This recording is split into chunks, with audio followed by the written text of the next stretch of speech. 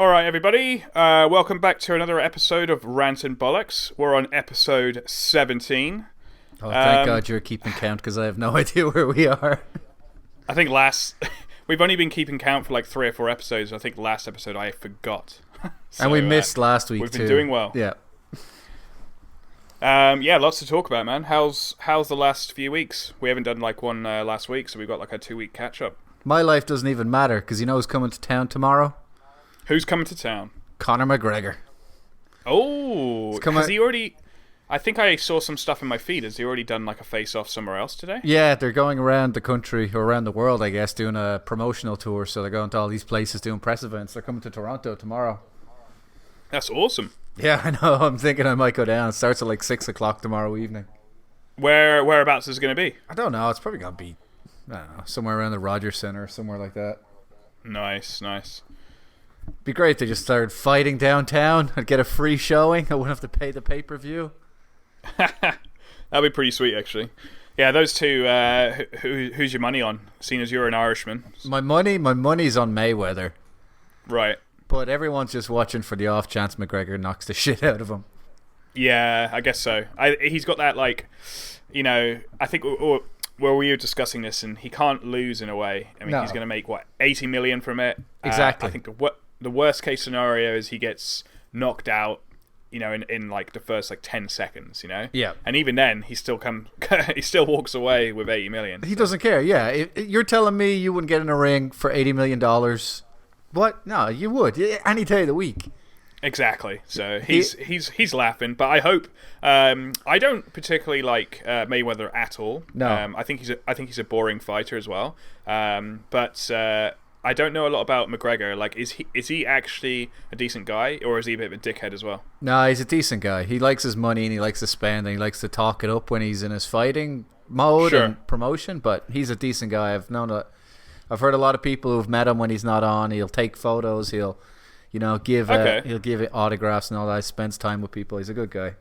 Oh, that's great. Yeah. That's good to hear then. So I want him to win even more now. So yeah, everybody just wants Mayweather to lose, but that's his shtick. He's been doing that for 10 years. That's how he got rich. Yeah, and also that kind of spurs him on as well, I guess. You know. Yeah. So although you can't fake being that much of a douchebag, I guess. It's like, I guess not. Some of it has to be true. Yeah. Oh yeah, 100%. So. So like I said, lots to talk about. We got some tech. I've got a tech bollocks question. We've got loads of movie news, and I've got a little section for slap in the face. I like this. You're all organized. You got it all summarized. You got hey everybody, this is what's happening this week. We got Baby Driver reviews. We got Spider-Man Homecoming reviews. Yeah, that's why we delayed this episode, because we really wanted to just see Spider-Man. I realized the last month we've been in a cinema almost every week. I've literally just been in that cinema. It's just yeah, and we got to go again this week. This week it's War of the Planet of the Apes. Oh yeah, is that, and then it's Dunkirk. And then it's Dunkirk. Yeah. Yeah. It's good because I believe August is a dry spell. I don't think there's too much. I know there's not too much gaming wise. I'm not sure movie wise. So. Well, we can definitely play more games. We did that this weekend as well. Hell yeah. So we'll do that in August. For sure. You have a Twitch account now. Al doesn't know, but I set him up with a Twitch account, so follow him there, stalk him there. I told you to stop threatening me.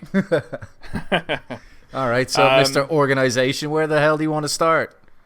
We'll start with the good old tech. We might as well go in order. We might as well be some kind of organized. All right, well, I'm going to go first. I'm going to throw a spanner in your fucking planning. How about that?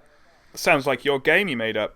Yeah, pretty much. Spanner! The Spanner Engineer Space game after 10 pints. Yeah, this was just because it's robots. When it comes to robots, I like to pay attention. All right. Because they will kill us all. Of course. The University of California, Berkeley, they've created a robot that can pick up virtually made up place. Made up. Oh yeah, this was just me. I had a bender and I just imagined these things. Made up the university. Yeah. It's created a robot that can pick up virtually any object. Oh shit. Now that sounds so what? I can pick up anything. Yeah, but you're a person. This is a robot. So what they've done is they've designed it with tens of thousands of things programmed into it, images. So it knows this is how you pick up a egg. This is how you pick up a brush. This is how you pick up a thing. And then what it can do is you can also just grab the bloody thing, adjust it, and show it how to pick something up manually. So you go, this is how you pick up a block. So what they've been programming it to do, like this is the kind of thing that will be important 5 years down the line. Right. Because this is the difference between a robot shaking your hand and breaking your arm. Like it has to register what it is it's seeing and then adjust accordingly. And that's nuts. Yeah, and we do it so naturally. It's simple. Like, but the kind of projects it can do now is it's putting Lego pieces together. Oh God, yeah. So that sounds simple, but if you think about it, it's got to register what piece is what. Then it's got to pick it up, and the shapes are all different, and then it's got to put just enough pressure to connect them. Which is all like crazy. It's just, yeah, it's going to be making its own little Lego creations and well, I mean, what's the size of the objects it could pick up? It's about the size of a human hand, like a little bit smaller, so it can pick up everything around the size of an arm. Nice. I mean, that's just one part of the puzzle, and then because there's other robots that can walk with the four legs like animals, and they've got stabilizers, so you can literally just push it or kick it over, and it wouldn't go over because it will stabilize itself, or if it does go over, it will just flip itself back up. So then we've got the legs, they've got the hands. We're building the fucking Terminator. Oh yeah, and we're just laughing as we go along because we're watching YouTube videos of, what was it, Boston Mechanics? It's like, oh, look at that robot. It's trying to pick up the box and the guy moved it, and now the robot has to readjust. It's like, that robot's going to remember. It's going to come back and kill you and your family. Yeah. That's pretty good. Where was university again? University of California, Berkeley. Nice. And I have one other thing on robots, seeing as we were talking about them coming to kill us. Have you ever heard of the 3 laws of robotics? Yes, I just can't remember them. Yeah, it doesn't matter because they've thrown them out and there's a new law. Okay. And they say that the new law should simply be humans should flourish. Run. Just run. Just get out of there. Humans should flourish. That's what they're saying is the new law of robotics. Because the original 3 were a robot should never harm a human, a robot should always listen to a human, and a robot should always protect itself. Yeah. So now the new one is humans should flourish, because that kind of puts everything into a box. So it's not just they should survive, but they should thrive and be happy, you know? Right. Because if you program in a human should just survive, then they could still turn us into like slaves because we're alive, but you know. So they've chosen the word flourish because flourish. Yeah, that's a quite the word to use, I guess. But yeah. So I'll be trying to say that to the robot as it's killing me. It's like, don't you remember the laws? Those are your laws, human. And then it kills me. That's all my tech for this week. That's pretty good. That's pretty deadly good, robots are coming to kill us. I love it because we're on episode 17, but if you listen to every single, like all 17, we've talked about pretty much every part of the Terminator. Yeah. If you put all 17 episodes together, we're about 4 weeks away from someone making a Terminator. You'd think we're fucking building one, yeah. So yeah. That's awesome, man. I've got a couple of things. One of them was, did you hear that Google got fined for abusing their market dominance? So basically, some like they put their ads at the top of their page. Yeah. So they got fined $2.4 billion, which is a record high. But that's more money than I make in a week podcasting. Just a tad over. Just a tad over zero, yeah. But what do you feel about that? As in, like, it's their fucking platform, you know? But at the same time... That's exactly what I was going to ask you, because I only saw the headline. Yeah. I didn't even know it was that much money. It just said biggest fine ever. Gee, that's a lot. That's a lot of coinage. It's funny that's a lot of Bitcoin. It is a lot of Bitcoin.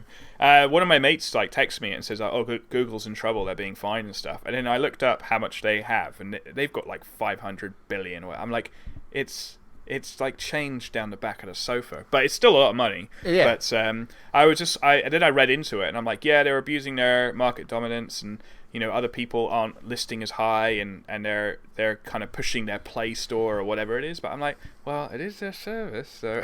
Well, this is what I mean. Like earlier on, I said we're on Twitch, Rant and Bollox on Twitch.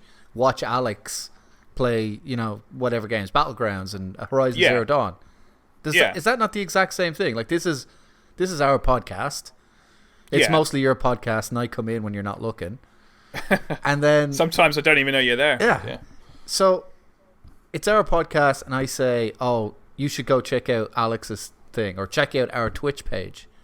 Yeah. Is that not the exact same thing Google are doing? It's like, if you go to google.com and you search for something and they go, oh, by the way, we do that. Yeah.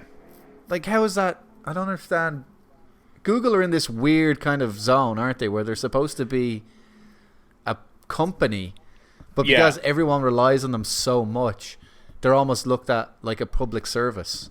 That's what I was just going to say, is I think they've gotten to that point where they're so huge, so big, that people are like, what are you doing listing that first? Like, you need to give the small guy a chance or whatever. And there is somewhat, they need to do that to some state, but I don't know, like, finding them 2.4 billion just because they push their thing up top, like, it's flaky. And I don't even know if that will go through. Like, it's just been filed and all that lot. Like, but, they have to appeal that. I can understand. Oh, they already have, yeah. It's the legality of the internet's kind of very hard to work in real world terms, because there's nothing in the real world that equates with Google.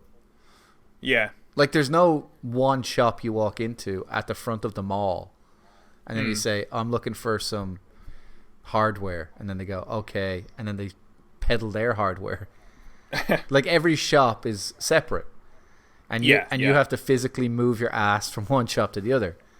Yeah. But now everybody, you go online, you open your browser, whatever browser it is, and you're going to either Google, or if you're a real idiot, you're going to Bing, and that's it. Bing. But it's not because Google own the internet. They're just the most successful search engine. Yeah, exactly. Yeah. But Google, like, you don't need Google for the internet to work. We've just become so connected to the idea of using it that it's become ubiquitous, and we think it's like water. We think like, oh, we should be getting it from the taps for free from the government. It should be a subsidy. But they're like, back in the day used to be, what was it, Ask Jeeves and shit. Yeah, Ask Jeeves and Lycos, I think it was. Yeah. Was it a dog? There was a dog one, wasn't there? Yeah, and Yahoo have their search engine still trimming, and Bing is a search. Like, yeah. Google's just good at being a company, but now they're getting punished for it. They're getting penalised for being really, really good, But so like, what I'm saying is, you don't need Google to get any of the things you're searching for. You do not need Google to search for them. No, it just helps makes you it out, easier. But you don't. Exactly, yeah. Just the user experience just helps you along. But if it wasn't there, you'd still be able to access those things. So. You're like, oh, I need a lawnmower. You can go to Google and type in lawnmower, or you can go to Google and type in who sells lawnmowers. Yeah. Then go to that direct page and look on their thing. Then go to 5 others and search all them and look for the pricing. Yeah. Basically, also, Google got fined because people are lazy. Someone made a joke and said because they were being fined for it, they should disable their services because it was the EU, somewhere in the EU that was fining them. So they said, they should just disable their services for a week or even a day, to be honest, in the EU, so no one can use and then that will just cause havoc and also probably pay for the fine anyway. Exactly. Sorry guys, we're just going to shut this down for a couple of days. Which what? They're legally entitled to do. Like it. Yeah. You'd say, Google can't shut down. People need it. No, they don't, and Google owe you nothing. Yeah. Oh, it's crazy. It's crazy. Like, I can just see, I'm worrying about the future where people are starting to demand things, because you have those other problems of we talk about the government. What is it? Highway speeds or highway internet speeds, where one website is going to have fast and then throttling and all that kind of crap. Yeah. But this is the reverse of it, where you're penalizing people on the internet for being good and popular. Yeah. I know, it's bloody nuts, and I just realised that it's part of the fucking Terminator program again as well. It's Google and the algorithms and just it's more. Oh, that's it. There's something I just came up off the top of my head. That's definitely tech news. What's that? Tesla are bringing out their new sedan model. Yeah, you were talking about that. That's the cheaper option, and that's a car that's going to drive itself. It's going to cost $30,000, and it's Terminator. It's Terminator as well. You know what? It's all Terminator. On the weekend, I was looking at Tesla, and I went onto the site, and the cheapest Tesla in Canada right now is 110. The base model, 110. Yeah. So I was just like, well, this is ridiculous. But I was just interested. I was just looking. But what I found really amazing, and it's going to become the norm, because we've talked about it as well, but it is an option on the site. You know, when you are like, oh, I'd like a sat nav, or I'd like a rear facing a rear camera and all that lot. Well, one of the options for Tesla is self-driving. It's $7,000, and you just add it, and it's like a module. I'm like, well, that's I was on that site, and I'm like, this is next generation. Like self-driving, yes, please. You know, $7,000 falling asleep at the wheel, yes, please. Boom. So, but yeah, we're going to eventually see that on every single site, or it's just going to become standard. But yeah, and actually seeing it as a tick box was pretty amazing, actually. Yeah, and that's only an option because at the moment it's not legal to actually have a self-driving car on the road. Yeah, and I'm guessing you could probably only activate it in some states and wherever. I think like California and places are testing it. You know. Yeah, back when we talked about this, like the federal government in the states are rolling out new legislation about self-driving cars and stuff. Right. But like they gotta hurry up. I know. Like we're already at the stage where you can buy a $30,000 US. I think it's like $27,000 after the rebates, the government rebates. It's bloody nuts. And you're buying a car that's, you know, electric powered, can go whatever 300 miles to the charge or whatever, 300 kilometers. Yeah. And it can drive itself those 300 kilometers. I know. You just pop the kids in the car in the morning and go, goodbye.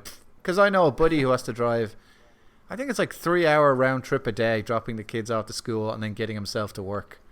Right. So that's 3 hours of his life he can just get back instantly. This is you, isn't it? You've got 3 kids you're not telling me about. And I also stole a car. But anyway, let's get away from my crime list. Everything we talk about heads to Cybernet. So. It's happening way faster than anybody would expect it. I know that much. Just 2 other little tech bits. Well, one of them is a little bit bigger. I know you'll want to talk about, but I just wanted to talk about phones. You don't know me. So you don't know me. So I was watching back your Paul did Batman VR, and I was watching it back, and you were like, what was it when you were screaming at the TV? Screaming at the clown. Yeah, you were screaming at the clown, but towards the end of it, well, we'll talk about it more. But you were actually going insane. I was going mental. That game drove me mental. Yeah. But anyway, so the new iPhone. And people are going to think I'm some kind of Apple fanboy because we always talk about Marvel and I always talk about the iPhone. But the new iPhone, they're saying it could have a front-facing camera that scans your face so that's where how you can open your phone, basically. So you could just hold it in front of you and it recognizes you, but it must do some kind of depth checking, so you can't just hold a photo up, a photo and stuff like that. Anyway, that was just one little thing, and then the other one was. Yeah, it's going to be thinner, it's going to have like an edgeless display, and it just made me realize, like, what the heck, like, where are we going with these phones? Like, what do you do with your phone? When will you next upgrade your phone, and what do you want out of a phone? Like, do you even make phone calls? Like, I don't really make phone calls on my phone, but I'm just thinking, like, yeah, it's becoming cool, and they're going to be thinner, and they're going to be lighter, and they're going to be doing this and this and that, but it's got to a point where I don't really care about apps as much. I'm just like, yeah, sure, it's got an app store, and then, okay, it's got a big screen, but it's just, things are getting lighter, and they're getting better tech here and there, but, like, eventually it's not even going to be called a phone. It's going to be, like, some tech device, but I'm just, what would make you upgrade, or when would you upgrade to another phone? Is there a particular feature? You're like, oh, I'm waiting until, proper... I think the only thing I want out of my next phone is a solar panel. Be good. That'd be sweet. I want a better camera on my phone. That's it. Okay, yeah. Because I go traveling and I like to take a photo, and I was like, yeah. And I don't know. I think my camera's like 1080, and I'd like or 2K, and I'd like a 4K, which actually reminds me of another piece of news I just saw, which is Red cameras. Whoa. Yeah. They're bringing out a phone. Oh, really? They're bringing out a phone that's supposed to be doing VR, HR, and AR. Wow. Okay. Yeah, they're going to be releasing the details at the next conference they have or something. I think the price point's around like $1,500 to $2,000 US. Damn. Because it's like titanium and it's whatever. I can eventually see that technology being incorporated into like iPhones, so that when you shoot, you're shooting in red footage and all that. Yeah. That would be pretty sweet. Well, that's why Red are trying to get ahead of it. They're trying to create the phone because their phones will work with their cameras. So you're going to have a viewfinder on your camera. and then you'll be able to take VR 360 stuff with your cam, and then you'll be able to do AR. I don't know what the hell you're going to record AR. I don't know how that works. And then holograms. Yeah, I know. It's all going over our head, isn't it? Yeah, but their system compared to Apple is their system is going to be like their cameras. So everything on the phone will be able to be upgraded or connected to future tech. Sure. So for people who don't know how a Red camera works, a Red camera is a 4K, 6K, 8K digital camera that all you get is a box. You get the house, that's the sensor, and then you can purchase everything else around it. So you get literally nothing but the box. Yeah. And then you put on a handle, then you put on a viewfinder, then you put on a lens, and then you put on the sticks, and everything goes around it. But they keep building their tech so that you can just take a piece off and put the new piece on. That's smart. I like that. And that's apparently what they're going to be doing with their phone. So it'd be like, oh, they've got a new lens. So you just take out the old lens and you put the new lens in. Interesting. Competition's good. We need it. Yeah. So I want to see it. When that comes out, I'll check it out and I'll let people know.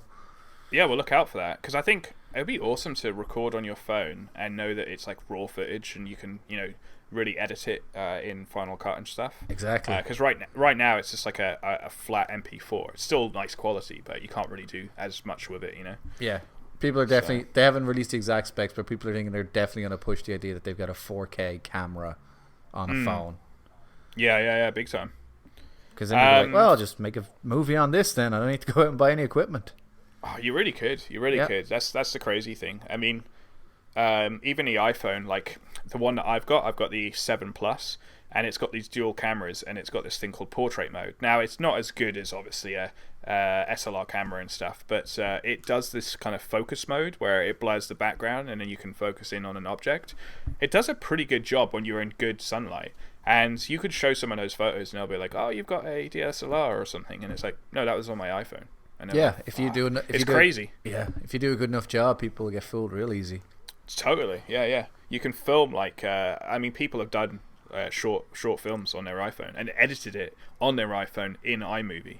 It's pretty crazy what you can do on a little device these days. Yes, that's all I want for my future camera. Just a nice new for my future camera. I'm calling it camera. Should be a phone. You've already got 3 all I want kids, is a nice camera that can also send text messages. That's all I want. Yeah. No, you're right. You're completely right, actually. The reason why I got this new iPhone, I got it before I went to Australia. I don't know if you know. I went to Australia. Have you? Yeah, I haven't heard about that before. Yeah. The reason why I went. The reason why you went to Australia. Yeah, tell us why you went to Australia. Just to piss you off. Because it's not. I was going to say, it's not the kind of place people just decide to go. No, the reason why I bought the phone was so I could take nice photos, because I was on like a 5S, which was a small camera, or a small phone. But yeah, so and then the other tech, it was kind of a question / hey, this is cool. Planet of the Apes is out. You mentioned it next week, and man, the CGI in that is just so bloody good. I know they're apes, but the hair and everything and the detail on their face. When do you think we're going to be rendering humans? Like, say we're going to bring out a Bruce Lee film, and it's going to look exactly like Bruce Lee, but obviously it's not him. I know they're starting to do it with, like, say, X-Men. Remember, they made them look younger in a couple of them, and they do that in a lot of films now. But do you see, say, like, I don't know, I don't want to, like, say, like, they make a new film and it's got Heath Ledger in it. Well, they did it with Tarkin in Rogue One. General Tarkin, in the Death Star. I guess they bloody did. Yeah, you're right. Yeah. And what they did with him is they had an actor on set with the little balls on his face, and then they CG'd that so it looked more like Tarkin. The thing with that was it wasn't I just answered flawless. my own question. Yeah, they're already flawless, doing it. but they're already doing it. Yeah, that's crazy. Actually, I didn't even. Now that I think about it, yeah, you're right. Yeah, and I guess the Marvel thing, like you said, where they de-age people, like Kurt Russell and all that. Yeah, they've been doing that a bit. So they've been doing that for years. They just haven't talked about it because none of the actors wanted to tell anybody how old they were. I remember the first time they kind of advertised that, and it was Patrick Stewart in X-Men. and they made him look younger, and they kind of like showed tech behind it and how they did it, and I was like, oh, that's pretty awesome. And then it made me think, oh, what's the possibilities and stuff. And yeah, I guess Rogue One is a perfect example of, they're starting to, bring characters back and stuff. Like I don't know, they might do it with Princess Leia at one point, like maybe in the next Star Wars, but maybe it's too soon. Yeah, I think that's your only defense against that, is that it's too soon. But at the same time, people, what was that one? Fast and the Furious 7? They had Paul Walker. Oh, yeah. I was like, oh, we got to finish the film, and then they tried to make it so they gave him a kind of little send-off and stuff like that. They did a fucking shite job. I don't know if you ever saw it, but no, I know, they had some tracking issues or something. Yeah. It's like I don't know, like the face that they had on him just wasn't right. Just talking about that film, Fast and Furious. I don't know if you heard today, but the song for it, "I'll See You Again" or something. This is like tech, Alex. You're going well, way off course. This is completely unauthorized. It's on YouTube. Gangnam Style was the most viewed YouTube video. Now that Fast and Furious 7, that "We'll See You Again" or whatever, the song from it. Yeah, that's the number one song on YouTube. It's the number one most viewed video, I think, on YouTube. It's taken over Gangnam Style. But didn't Gangnam Style hit like 2 billion? Yeah, so this must be over it. So is there just like a bunch of people just hitting replay on that thing, or what? I guess so, because that was like 3 years ago. I know, it just took over. So absolutely insane. I mean, I've got it on right now. It's just on mute. But that's true. You listen to that constantly. But I thought you were the only one. Well, talk to the other 3 billion. You're all freaks. but yeah, I will tell you this: your family. Don't tell me. Your family. You need to get some respect. So, that kind of wraps up the tech segment there. I guess we can go into the tech bollocks question if you like. Don't know if anybody could hear that motorcycle just roared past my window. Yeah. Yeah, that's tech bollocks question. Heard us talking about Fast and Furious, didn't they? Like, yeah. Oh yeah. What do we need, boys? We need some NOS. All right, question. This is the question. And there's a few in it. So you get one. Just shut the fuck up. Fine. No, are you worried about online security? So basically, having your identity on the web. They can track everything. You've got a Facebook page. You've got an Instagram profile. If I typed in Paul Neary, you do come up on things. Image search, a couple of your faces here and there. You've done films. I think you're on IMDb. Are you worried about that in the future? And if you are, like, are you going to do anything about it? Like, I've actually got friends in the last year that have like quit Facebook and they've actually deleted their accounts. Right. And then, just what's your feelings on that? And there's a few things that spawn off it. Like, obviously Snapchat's super popular. They actually just updated their app 2 weeks ago with a crazy update, which everyone's going to find, like especially kids are going to find awesome. But it's super like security flaw where they have a map and you can view yourself on the map and you can see where someone is at all times. However, there's a ghost mode, but you need to turn it on. And if you don't turn it on, you can literally track someone wherever they are 24/7. That's what you have on me, isn't it, you prick? You've got the... Yeah, I've been following you. I was always wondering how you knew where I was. Technically, Find My Friends is that. The iPhone comes with that as well, Find My Friends. But that was funny. I've got a mate in England who put it on when the app first came out, and I put it on in Canada. And then I was like, okay, yep, I can see you. You're across the pond. All right. All right, let's turn this shit off. But no, just wondering, like, have you thought about that? Is that a concern for you? I have thought about it. And then I'm always thinking, if anybody's desperate enough to take my life, have it, because you must be real miserable. That's a good attitude to have. But I can definitely understand it for like someone who's actually successful. Like we're wonders of the web. We're incredibly successful. So we're talking about this on a podcast. So clearly we're not the most shy and retiring, But I like my privacy. You like your privacy.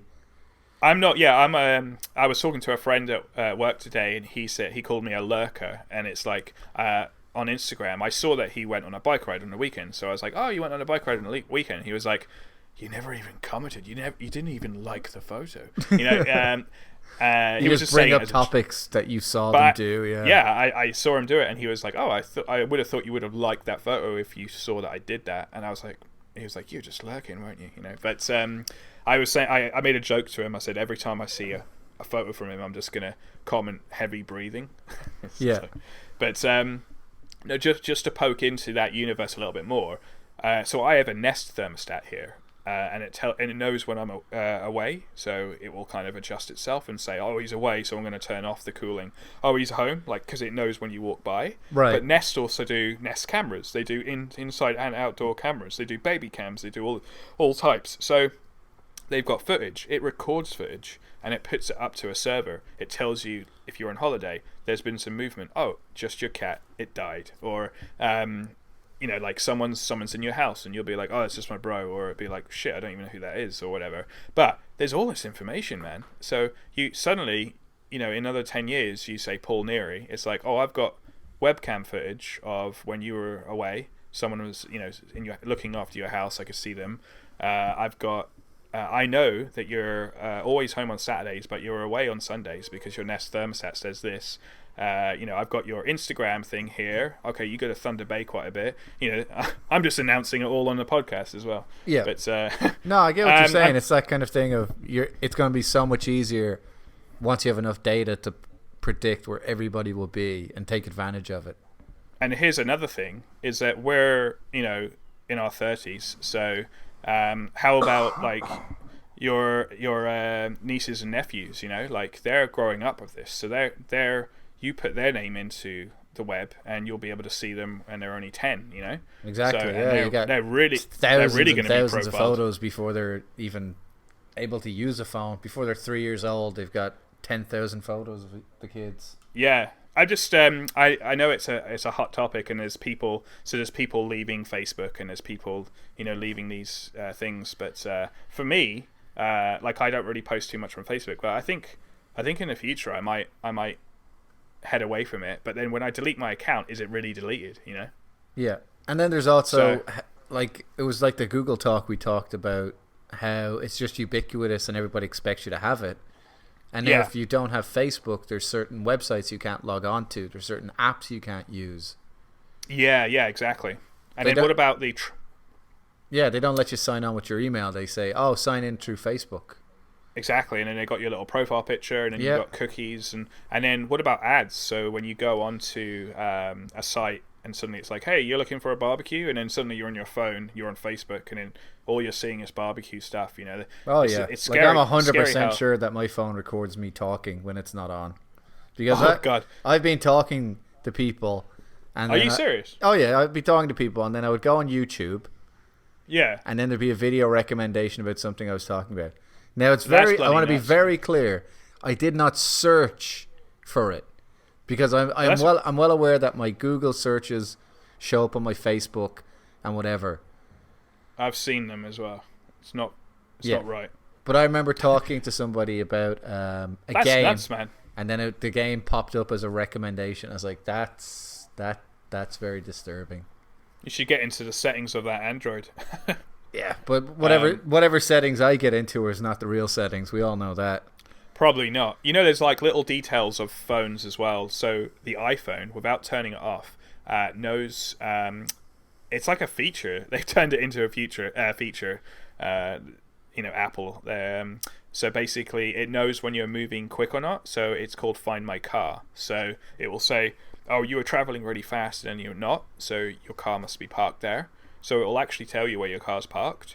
But I've turned it off in my settings, but I turned it on, and it thought the train was the car. So it's like, "Oh, your car's at Union Station," you know. But that's an interesting stat, because it can tell, you know, how fast you're moving and stuff. But and then you're looking at what we were also talking about, which is self-driving cars, and all that information, all that data has to go somewhere. Yeah, exactly. So in terms of hiding, you know, like people will find their partner's phone and see if they were cheating, like check their locations and all that. Sure. Well, now you just go out and download the car's last coordinates. Yeah. And you'd be like, that's what people do. They go through like the Garmin or whatever. Yeah, that's right, actually. And they find destinations, be like, oh, where the hell were you last night? Oh, I was at this hotel, huh? Oh, fuck you. It's good for the FBI and all that lot. Well, that's the big thing. The FBI would, not the FBI, the NSA and PRISM. Right. Where they are, the Snowden gave away the details. They're taking every piece of information and they're still worrying. That's right, yeah. Yeah, it's just nuts to think about. What was the other one? I had another one I was going to mention where they're tracking you. That's usually what it comes down to, is that the argument flips on. They're tracking people to keep everybody safe. So if you've nothing to hide, you've nothing to worry about. Yeah. But then the flip side of that is you don't get to decide what should or should not be hidden. Yeah. So this idea that the government should have access to everything, and then from that they'll say, oh, you shouldn't be talking about this or you shouldn't be talking about that. Even if we could all agree it's something you shouldn't be talking about, like an attack is going to happen somewhere, it's still not the world it's not a world that we should be promoting where we're forcing everybody to be good. Or maybe it is. Maybe that is the best way to do it. The big brother system of, oh, well, if you've nothing to hide, you've nothing to worry about. Yeah, true. That's very true. I mean, wasn't there that thing recently with the FBI and Apple, and the guy had an iPhone, but they couldn't legally go into it or something? Oh, the FBI needed to track someone. Yeah. But Apple wouldn't, give up the location or backdoor into the phone, yeah, because they could only. That's right. Yeah. It was he had the code, and then if you put in the code too many times, all the data gets burnt. But technically, that's Apple's policy is that you're secure. We're not going to leak anything. So it was a tough dilemma for them because obviously they want to help out. But at the same time, if they breach that, then everyone's like, well, you guys aren't safe at all. You can do that to anyone. Yeah.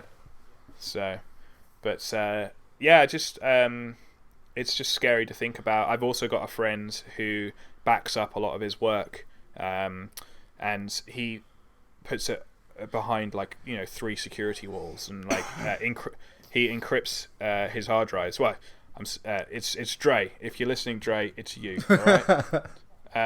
But yeah, he encrypts his hard drives. Well, now you just screwed it up. You had this whole security system. I know. I've leaked it online. No, but it's just like when he was telling me about it, I was just like, shit, yeah, I've got mine on a hard drive, but maybe we should do something with that. And I know he puts us into the cloud, secure cloud and stuff. But is that a concern for you? Like, what about your work or your movies? Oh yeah, that's a big concern for me. Like that, so. I know I don't have it, but I'm trying to make sure that I have a backup for the backup. But ideally, I would like 3. Right. Even for the cloud, it's like I've got hundreds of photos in the cloud, and I'm like, crap, if I lose the password or whatever, I lose years of my life. Well, that's what I was thinking as well. It's like I was sitting at work once, and I was like, if there was a fire at work, and say like I've got like photos from Australia and stuff. I went to Australia and New Zealand. Yeah. Oh yeah. Both. Okay. Yeah. But I backed them up on my laptop. This is a while ago, like a year ago or whatever. But if there was a fire at work, I would rush out. But like honestly, I would probably grab my laptop because I don't want to lose those memories. Even they're not in the cloud or whatever. Yeah. So, but that is actually a thought that crosses my mind. Like it's crazy to think that like the whole building's on fire, your life's in danger, but I want to grab my laptop. And then there's the issue of privacy and, like you said, maintaining memories. So in the future, if somebody dies, all their accounts, all their Facebook things, like, is there a process now to get into that if you're a loved one?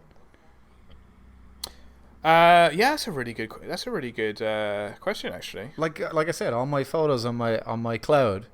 I pop my clogs tomorrow, and then you come along and you be like, oh, Neri probably had a bunch of photos in there.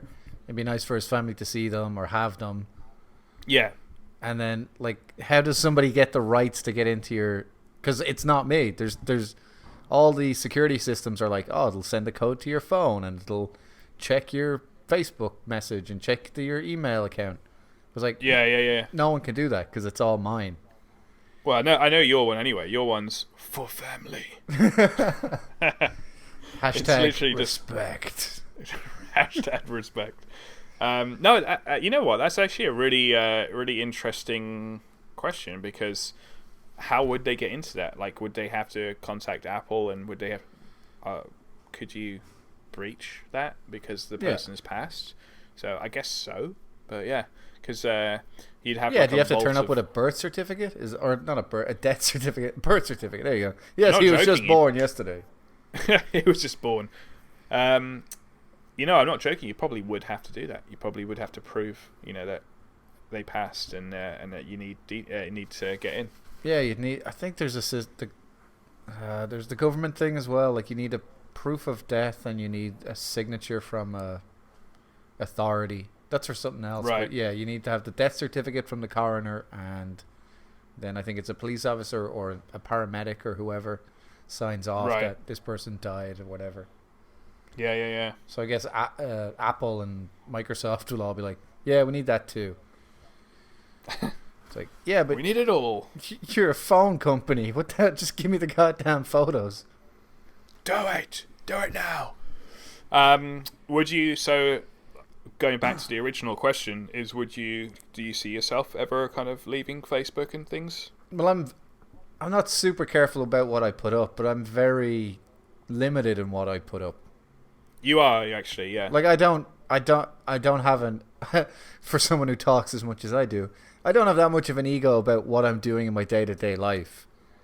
You say that. I say that, but sure. If you check my blog posts and my Facebook and my Twitter. But you know what I mean? Like, I don't post a lot of crap, mean, yeah. So sure. There's whatever's up there, I'm perfectly happy for everyone to see. I think that's the thing, yeah. Whatever you put up there, you're proud of, or you're fine with it being out there. But I do think there is something in the back of my head that's also like, I don't want a lot of people to see this. And whether or not that's just me being introverted or a little bit private about those things, or kind of reticent and being like, oh, this could come back and bite me in the ass. Yeah, I know. You've got things like, I don't know how it would go down, but say like if you were applying for a job somewhere, but then they saw photos of you on Facebook. Oh, sure, yeah, that's like the horror stories you always hear, isn't it? Yeah, they go check Facebook. They check your Facebook file. Naked on top of a bar or something like that. Yeah, and like that was what I was going to mention earlier on, was the fact that you got like Tinder as well. The fact that you can look people up, so it's like for jobs and stuff. So it's like, oh, who's this person? It's like, oh, they're coming in for an interview. I'm just going to do a little Google search or a little Facebook search. Yeah, I read an article that said that's what the majority of employers will do. Before they walk in the room, they know that you like Game of Thrones, that you're 32, and that you used to have a beard, but now you're this and that, and it's like, holy shit, it's crazy. Especially not for like jobs at McDonald's, but definitely higher end jobs. Like, I would say where you work, and certainly in your industry, you guys don't even think about it, but everyone has checked everybody's Facebook, Instagram, all that. Well, you just mentioned McDonald's. Do you remember a couple of episodes back I was talking about how you interview for McDonald's? Like, they've got that app thing. They were accepting Snapchat, I think it was. Snapchat Snaplications, yeah. Snaplications, that was it, yeah. Which is super smart because they're getting with the times. But yeah, it's just crazy to think that could be your interview. It's just like a little snap. I definitely think we would have started off at a position of comfort in what we do and don't share. But I think definitely people that are 10 years and younger, like 10 years younger and below, are going to have a lot of issues with their privacy online. I think so, for sure. Like, I was just walking home and I saw a guy and he was having a beer on the street, which you're not really allowed to do in Toronto. And then he had his phone out while he was doing it, and he was spinning around. I think the CN Towers in the background. And then I was like, he's probably done something like that maybe like 10 times today, just alone. He was a younger guy. I'm just like, that's 10 a day, and then throughout the whole year, and then count that over 10 years, and it's just like, holy shit, like he's all over the web, Yeah. Well, the average is 25 selfies a day. over the course of your lifetime. That's what they estimate. Is that... What's that, sorry? 25 a day? 25 a day. Average. Now, that doesn't mean every day you're taking 25. Like, obviously, 6 days of the week you don't do anything, and then 1 day of the week you're out at the McGregor fight. You're going to take 800 selfies of yourself. You're going to be like, this is me in queue. This is me getting into the arena. Look at in the background. There's Floyd Mayweather coming down. All that kind of stuff. Yeah, totally. The average kid between 12 and 18 and everyone else born below that is going to take 25 photos of themselves a day. Oh, wow. And it's like you said, it's not to get 25 photos, it's to get one photo to put up. Of course, yeah. You're like, click, click, click. No, move my head, click, click, click. There we go. That's the one. I'll put that up. Yeah. But that's 6 photos of yourself you just took. I know. Yeah. Just so you could put up that one that looks right. Which on is the cloud. And I know a lot of the generations will be thinking, oh, that's fine. I just wanted to put up the good photos. Like, but do you not see that's the inherent problem? Is that you're willing to take 6 photos of yourself so that you can put one photo up for the sake of other people. Yeah. You did not take 6 photos of yourself because you were enjoying yourself. It's because you wanted to see everybody else react to you enjoying yourself. Of course, it goes back to our other conversation of people want to hear vibrations, they want to or feel vibrations because they want to, they want people to be commenting, and then that's a whole other conversation of which we talked about, which is you get depression over social media because people aren't viewing your posts, or you take a picture of your dinner, you're like, oh, I'm out at a keg or whatever and I'm having a steak, take a picture, and then you get just 3 likes, and then you're like, oh, I thought I was going to get more, and it's absolutely nuts. Yeah, it's a weird mutant world we have where people want more attention, but then you have that conversation of like, oh, you're giving up too much of your privacy. Yeah. So where do you go with that? What's super funny and ironic is that I'm talking about this subject, and our podcasts are going to be online for when we're 60 and 70, we're gonna. When you're 60 there. And I'm dead. And you're still trying to get into my Facebook account. Yeah. Respect for family. For respect. Famespect. Ramily. God damn it, Neary. You don't even like fish. That would be the one. But yeah, all of that, those are all inside jokes, everyone. No, everyone should know. It's just, my password is, don't turn this password into a murder. It's just funny that it's always going to live online, and I wonder when in say 40 years, I wonder if YouTube's going to be YouTube or whether it's going to be something completely different. So robot tube. Robot tube, cybernet tube. But you Terminator.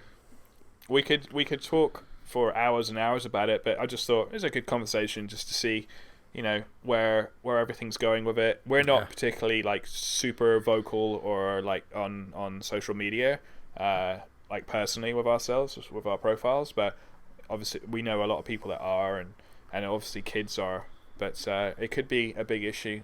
It could also have a lot of benefits as well for tracking people down, But, my piece of advice would be 1 day a week, turn off your phone for at least 12 hours. I think not the whole day. I'm not even asking for the whole day. Just 12 hours. Just pick like a Saturday or Sunday.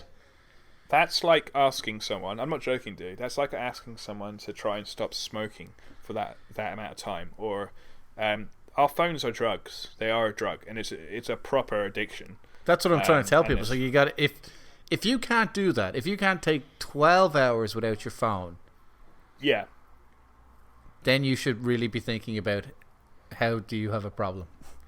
Yeah, there's been a few times where I've gone to work and I left my phone at home, and I've been a little bit in a panic mode. I've been like, oh fuck, Yeah. But then the funny thing is, then I got to work and I just went onto like Facebook Messenger to message people and say like, oh, I haven't got my phone or whatever. But yeah, you're completely right. If you can't be without your phone for more than 12 hours, then or less, or you've got a serious problem.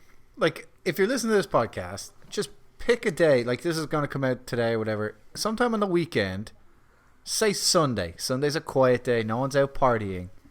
Turn your phone off for 12 hours. 9 a.m. to 9 p.m. Give it a go. And if that scares you just thinking about that, maybe start thinking about turning off your phone more often. Yeah, exactly. I thought you were going to say turning yourself in. Yeah, turn yourself in. Because they're after you. They're after you. They know what you're onto. Because your phone's on all the time, tracking you, following you, listening to your conversations. That's a good question. I'm looking at, as I'm talking about the question, I'm literally looking at an Oculus camera in my room, and I've got 3 of them. So it's like, just in case you thought you were safe in the corner, there is a camera looking at you. Yeah, it's bad enough they're scanning my face. They're giving a 360 3D view of you. Yeah, they're gonna 3D print you soon. Yeah. So please chime in if you've got any thoughts on that topic. But and if you don't, then thanks for listening. Yeah, we still know what you're thinking. We're in your passwords. Yeah. If you don't, we'll find you, and we will. And we will kill you. What was the Liam Neeson thing again? I will find you, and I will kill you. That's pretty good, man. Fuck, I thought I was watching a film for a second there. So what do we got to do now? I think it's games. It could be games. Could be movies. Depends. We'll go into some gaming. Why not? Have you got anything you want to cover? I do have some gaming this week, and sure, go for it. I think because we're doing so many movies this week, we'll have to save it for next week. But we should definitely do an episode on. Actually, we should probably just wait till it comes out on classic games because the last couple of weeks, Super Nintendo is coming out. Yeah. They're re-releasing. Nintendo are going to do that for a while, and then they're going to take it off the shelves when it starts making money. Take it off the shelves. Yep. So I think when that comes out, we should do a podcast on our favorite games from Super Nintendo and Sega, and we should also do a playthrough. We should do a let's play of a bunch of the games on the Super Nintendo. Yeah, that would be sweet. Actually, do you want to talk? That was on my list. Do you want to talk a little bit more about that little mini NES and stuff? Yeah, because it's not just that, but also the Mega Drive, or not Mega Drive, Sega are releasing all their games on Android and iOS. Oh wow! I didn't even know hear about that. Ah, no. Yes, I got an exclusive. You got me. Yeah. If you go onto the iTunes or you go onto the App Store. Yeah. For Android, you can download 5 Mega Drive games right now. I think it's Sega, like Sonic and stuff. Sonic, Kid Chameleon. I can't remember the other 2, but there's 3.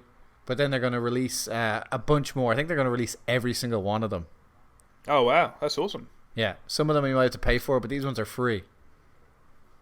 Yeah, I remember a couple of episodes back I mentioned Crazy Taxi. I think Crazy Taxi's Sega as well. So it sounds like they're ramping up on mobile, because mobile is like, it's just so many people have mobile phones, and phones are getting more powerful, and they're going to be able to play eventually going to be able to play like PlayStation 3 and PlayStation 4 games. So exactly, because people just want to walk around like they've got a Switch. Boom. Going Phantasy Star 2, Comic Zone, and Altered Beast. Altered Beast was a bitch hard game. That is a fucking awesome game, though. Yeah, but you can get them free on your phone today. Boom. So on iOS as well? iOS and Android. And they're going to be releasing all of them. I'm getting it, Altered Beast. I'm getting it. You can play online or offline. It's free, or you can pay to have no ads. So just pay and get no ads. While we're on the topic of phones and stuff, just whoever's listening out there, we're doing like lots of Let's Plays, and we've got some games coming up, and we're going to be doing a lot more. Just asking the question, would anyone like to see Let's Plays of phone games? Because I know everyone has a phone, and I know there's lots of Marvel, and there's just some DC games, and there's like these Altered Beasts. So we could always record our screen while we play those games as well. So if that's something people want to see, let us know. Oh, and for everybody out there, we were definitely going to put our podcast up on Google so Android users could use it. Alex tried that all week. Google is shit. Google does not work. Tell them what happened, Alex. They did a weird thing. So like it's like you got to put like an RSS feed into it, and it reads your RSS feed. So I put our iTunes one in, and it said it had an error. So I was like, oh, does it have an error? Okay, whatever. So they give you example code. So Google give you example code and said like, hey, this is how you should write it. So I just copied and pasted their code and went and upload it as a test, and it said, sorry, we can't read this. This is wrong. And I was like, this is yours though. So it can't even read its own code. So then I contacted support, and supports have yet to get back to me, and that was 2 weeks ago. Right. Funny thing, yeah, I think I've actually got friends at Google and YouTube, so I'll be knocking on the door shortly. So they probably won't be there for long. They owe a lot of money, Google. I think they're going out of business soon. Yeah, they lost a little bit of pocket change, you know. Yeah. They might have to sell off 1.1111% of their bloody store or something. To let go of a few YouTube channels, probably ours. So. Yeah, definitely ours. So yeah, we were trying to get on Google Play for the Android guys. Next week we're looking at other feeds, so we should have it up and running soon for you guys. Positive thinking. I don't know who I'm apologizing to, because if you want an Android version of this, you're not listening to this unless it's on YouTube. iTunes is on Android, but I think it's just shite, isn't it? So. Yeah, exactly. That's why people want it. So we want to give you all the bollocks you can get on all the platforms right after we talk about how we don't want to give away our privacy. God, we're idiots. Goodness me. What are we doing? Anyway, yeah, the classic games are back. The classic games, hitting on that. So yeah, we talked about in previous episodes about the mini NES, super popular, but they made the big mistake of they never made any more. They just took them off the shelves. They were sold out. So the new, this is mini SNES, so it's a Super Nintendo mini one. It's out in September, end of September, I believe, and it's going to come with some awesome games. But it's got longer cords. That's what we're all happy about, because the still not wireless. Yeah. And still not wireless, but people actually kind of like the cord. They want to keep the cord because of how old school it is, which I'm cool with. They've made the cords, I think they're 2 or 3 feet longer, so that's cool. And then they've also done something a little extra.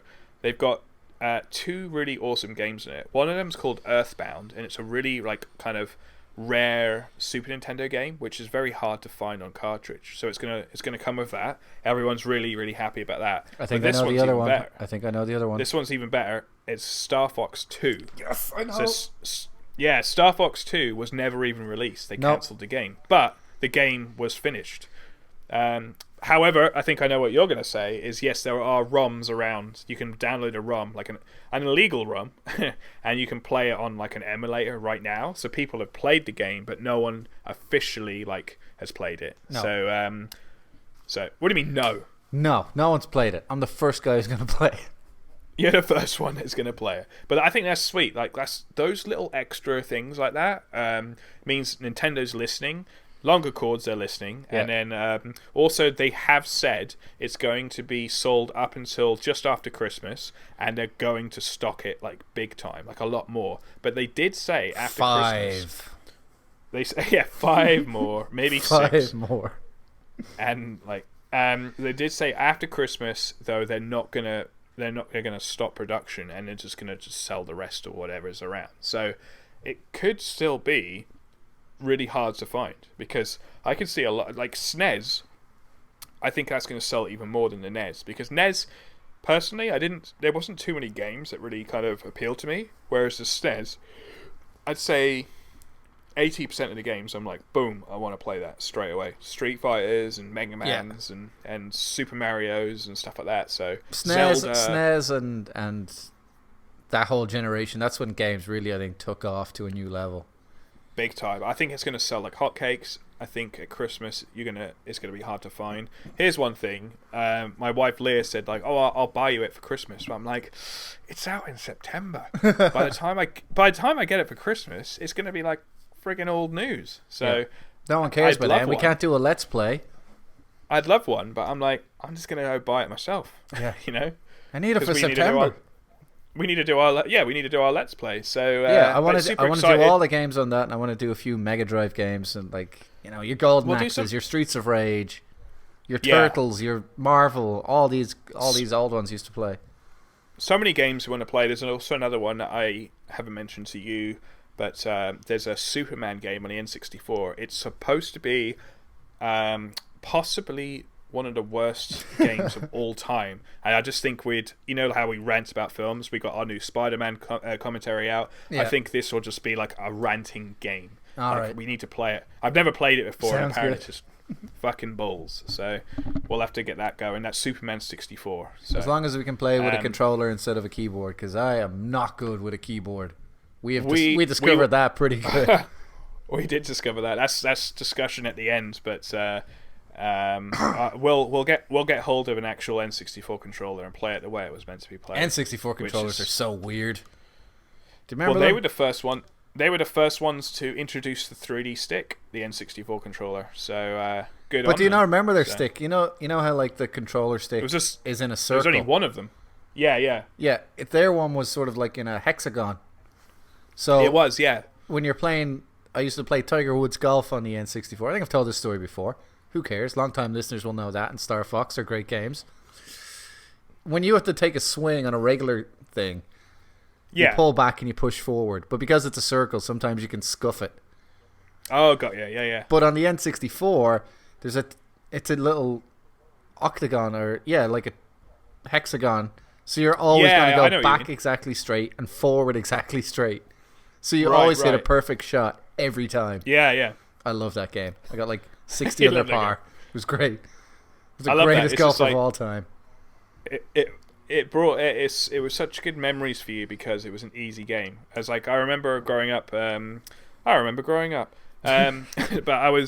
we were playing Mario Kart 64, and my brother's mates who were a little bit older than me they came around to play it as well. And one of them, he'd be in first place, and he's like, "Man, this is fucking awesome! I think I might buy a Nintendo 64." And then I'd blue shell him, and then he'd go all the way back to last place, and then he'd be like, "Fuck!" And then he'd just hate the game. He'll be like, "The graphics, they're not very good, are they?"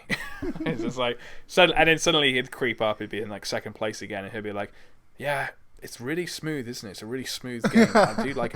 The controller's great, and then you'd hit him again with one of the shells, and he'd be like, "Shit! I hate it." The music's too loud. The music's too loud. Yeah, the music's annoying, isn't it? And then the next time he's just like, "I love the music. Where's the soundtrack? I want to download it." So, but that's cool. Yeah. Well, maybe we'll have to play that Tiger Woods and see who can get better than your par. What was it, par? That was 60 under par on one of the Augusta or something. It was great. We'll try and recreate that. So, but yeah, I like the fact that Nintendo are listening. They've made these cords longer. They've got some great games coming out, and they're going to make more of the systems. So, boom, good on you. They're still going to take it off the shelves at Christmas, but that's what they do. That's what they do. They just hate fun. They hate fun. Couple of other things on the list for games was Steam. We all know Steam. They just had their summer sale, so the last 2 weeks was their summer sale. Huge thing for them because they really discount games big time. You could pick up a $60 game for maybe $20, so they'll literally knock off about $40 off a game. So, but that's got come and gone. But whenever it comes around, people are always watching their wallets because they just spent. When a game's discounted that much, or when there's an indie game and it's it's a $15 indie game, but it's only $2 now or $3, you just add to cart. I'll add that one to cart. I'll add that one, and before you realise it, you're like, shit, I've just spent $100. You just broke the cart. There's too much in it. You broke it. Exactly. But yeah, it's the Steam summer sale is a huge thing in the industry, and because they actually discount games properly, PlayStation, Xbox. Sometimes online, there's it's summer sale, and it's $3 off Uncharted. It's fuck off, It's you could just get that EB Games, get a second-hand game. Did we talk about that last week? The stupid fucking pricing on Street Fighter. I think we've talked about it every week for the last 7 episodes. Good. Let's just bring that up again. Yeah. What's the fucking point in bringing out that? I'm buying. I'm not even buying. I'm downloading Sega Mega Drive games for free. I know, it's and you're ridiculous. trying to charge me for It's Street just, Fighter. It's ridiculous, and they've called it this kind of like Ultimate Edition. I'm like, sorry, but you've had Turbo Edition, you've had Turbo Advanced Edition, you've had Turbo XO Plus 90 Edition. It's like, what edition is this now, and why is it $40? You know, it's just ridiculous. But so what game are we going to go on to this week? What's that? So we have some games to talk about. Or are you just going to ignore all that, huh? I'm getting through my list, my friend. Did you buy stuff in the sale? So, I bet you did. What did I buy? So I guess in the sale, but it wasn't even on sale. But that was when I bought Playerunknown Battlegrounds. So I've heard of that game. So and then separately, I've got Crash Bandicoot, but I haven't played that yet as well. So and then just hitting on Crash Bandicoot. Crash Bandicoot is a remake, so it's a remaster of Crash Bandicoot 1, 2, and 3.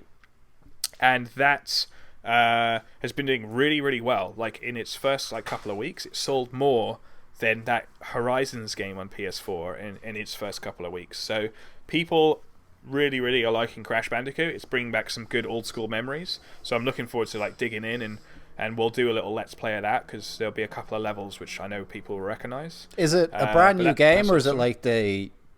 No, so what they've done, they've updated it, but they've literally started from scratch. So they've rebuilt the game from the ground up, but it's all the same levels. So even down to the jumping, they've made sure it jumps at the same height and all that lot. So so it's the same game, but built from the ground up, which means it looks amazing, it runs amazing. Whereas when you remaster a game, sometimes they just take exactly the same game and they just press sharpen on it or something, you know. So yeah, looking forward to jumping in there. But I think the big one for actually, before I go into this, the last thing I wanted to mention was there is a game called. Do you know Half-Life? Do you know that game? I've heard of it. I think you mentioned it before. I haven't played it. Yeah, it's a super popular game. So Half-Life is where Steam came from. It's done by a company called Valve, and Valve owns Steam. So Valve made Half-Life. Yeah, I've heard of Valve. Half-Life 2. They made Left 4 Dead and everything like that. So Half-Life was their first game. It was amazing, incredible game. So it came out 19 years ago, which is crazy because I remember sitting at school waiting to come home to play it. Anyway, they patched Half-Life today. They brought an update out for it just to fix a couple of bugs. It's bloody 19 years old. So I love that. Valve are awesome. They've got this Steam platform, and they just threw a patch out for a 19-year-old game. They were like, "Oh, fixed a bug where you were in a menu and it crashed on a certain computer, and fixed a bug here where the gun didn't make any sound when you shot it or something." You know. All right, here's a quick test of you then, seeing as we were talking about old games. What year did the Super Nintendo come out? I just looked it up now. What year did Super Nintendo come out? What year did the Super Nintendo come out? All right, let me have a go. This is going to be a little bit 1995. Oh, a bit late. 1990. 1990. Wow. Yeah. So that is 37 years or 57 years or 107 years since. It's 27 years ago.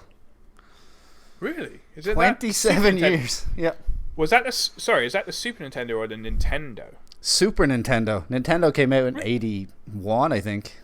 Really? Wow. Yeah.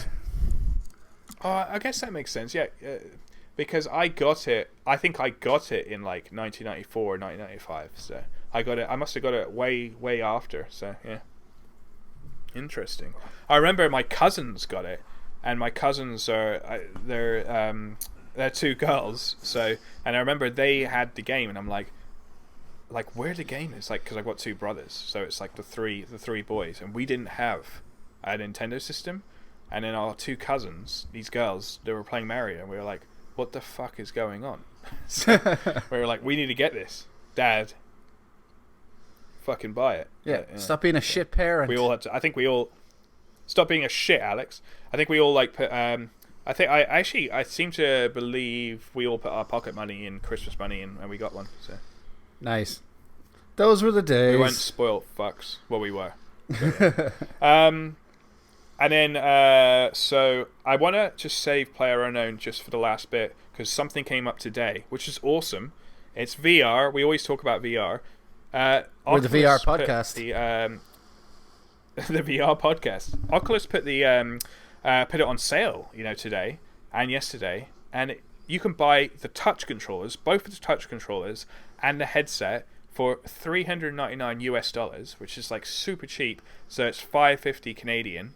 And in Amazon, because it's Prime Day today for Amazon, if you buy them for $550 on Amazon, so that's both the controllers and the headset, you get a $100 Amazon gift card as well. So if you were ever thinking about getting into VR, that's like an awesome deal. That's like $200 off with the Amazon card, $300 off. How long does that last, though? I'm not sure how long the Amazon one is just today, so Okay. you'll lose. So if you're listening to this now, tough. You're fucked. You're too fucked. So. Yeah, you can't get it. But yeah, imagine if you could have. Imagine if you could. Just watch Paul put on the bat suit. Anyway, I just think that's awesome, and I know a ton of people buying it on the forums and stuff. So that is a really, really good boost for VR. And there's been some great games. There's Spider-Man VR, which we're going to have a Spider-Man VR thing come up.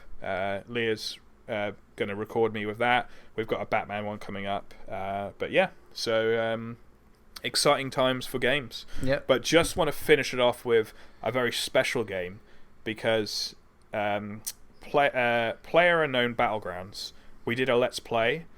I've got lots of games. I play casually. I've clocked 22 hours on this game now, and that's got to mean something. Like, it's a crazy good game. Yeah, it's a crazy good game. I've got Crash Bandicoot. We've got Injustice. We've got Horizons, and I'm playing those games. But let's be honest, we play them for like an hour, play them for 2 hours, then we turn it off.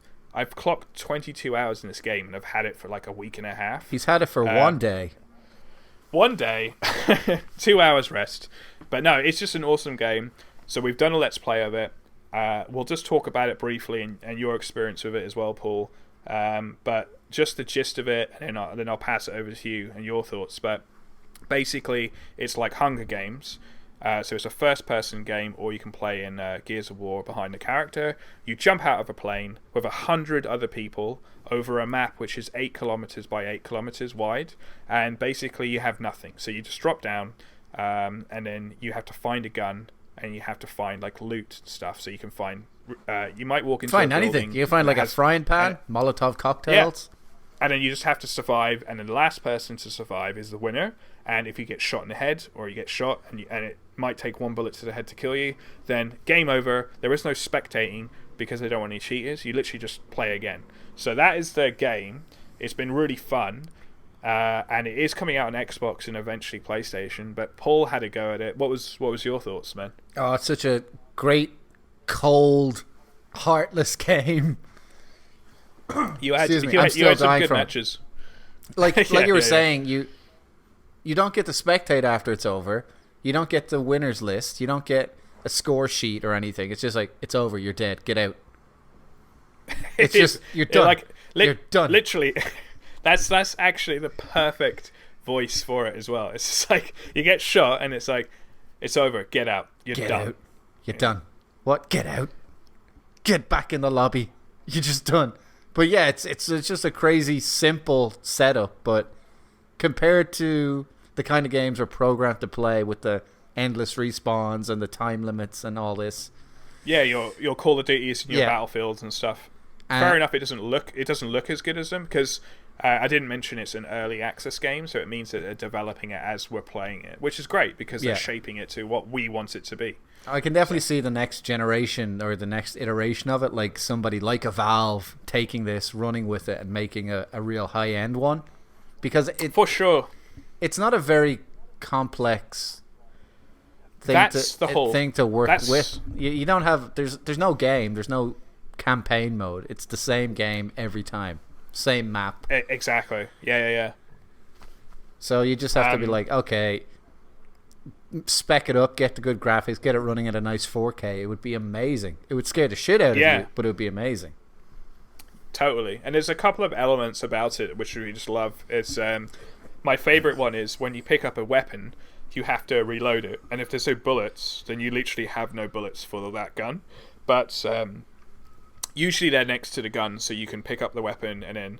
But you have to remember to press R to reload. So I think like more than 50% of the people out there that play this game, they'll pick up a weapon and they'll forget to reload it, and then when they get into action, they'll be like, shit, this thing's empty or whatever. So that's like one of my favorite things. The other one, which we mentioned, when you get shot, it's just lethal, and it just asks you to leave. You can't do anything else. And then the last one is games could last maybe half an hour or 25 minutes because eventually in the corner you can see that, okay, out of 100 people you can see when people are dying, and it will tell you you're 42, and then suddenly, oh, you're 23.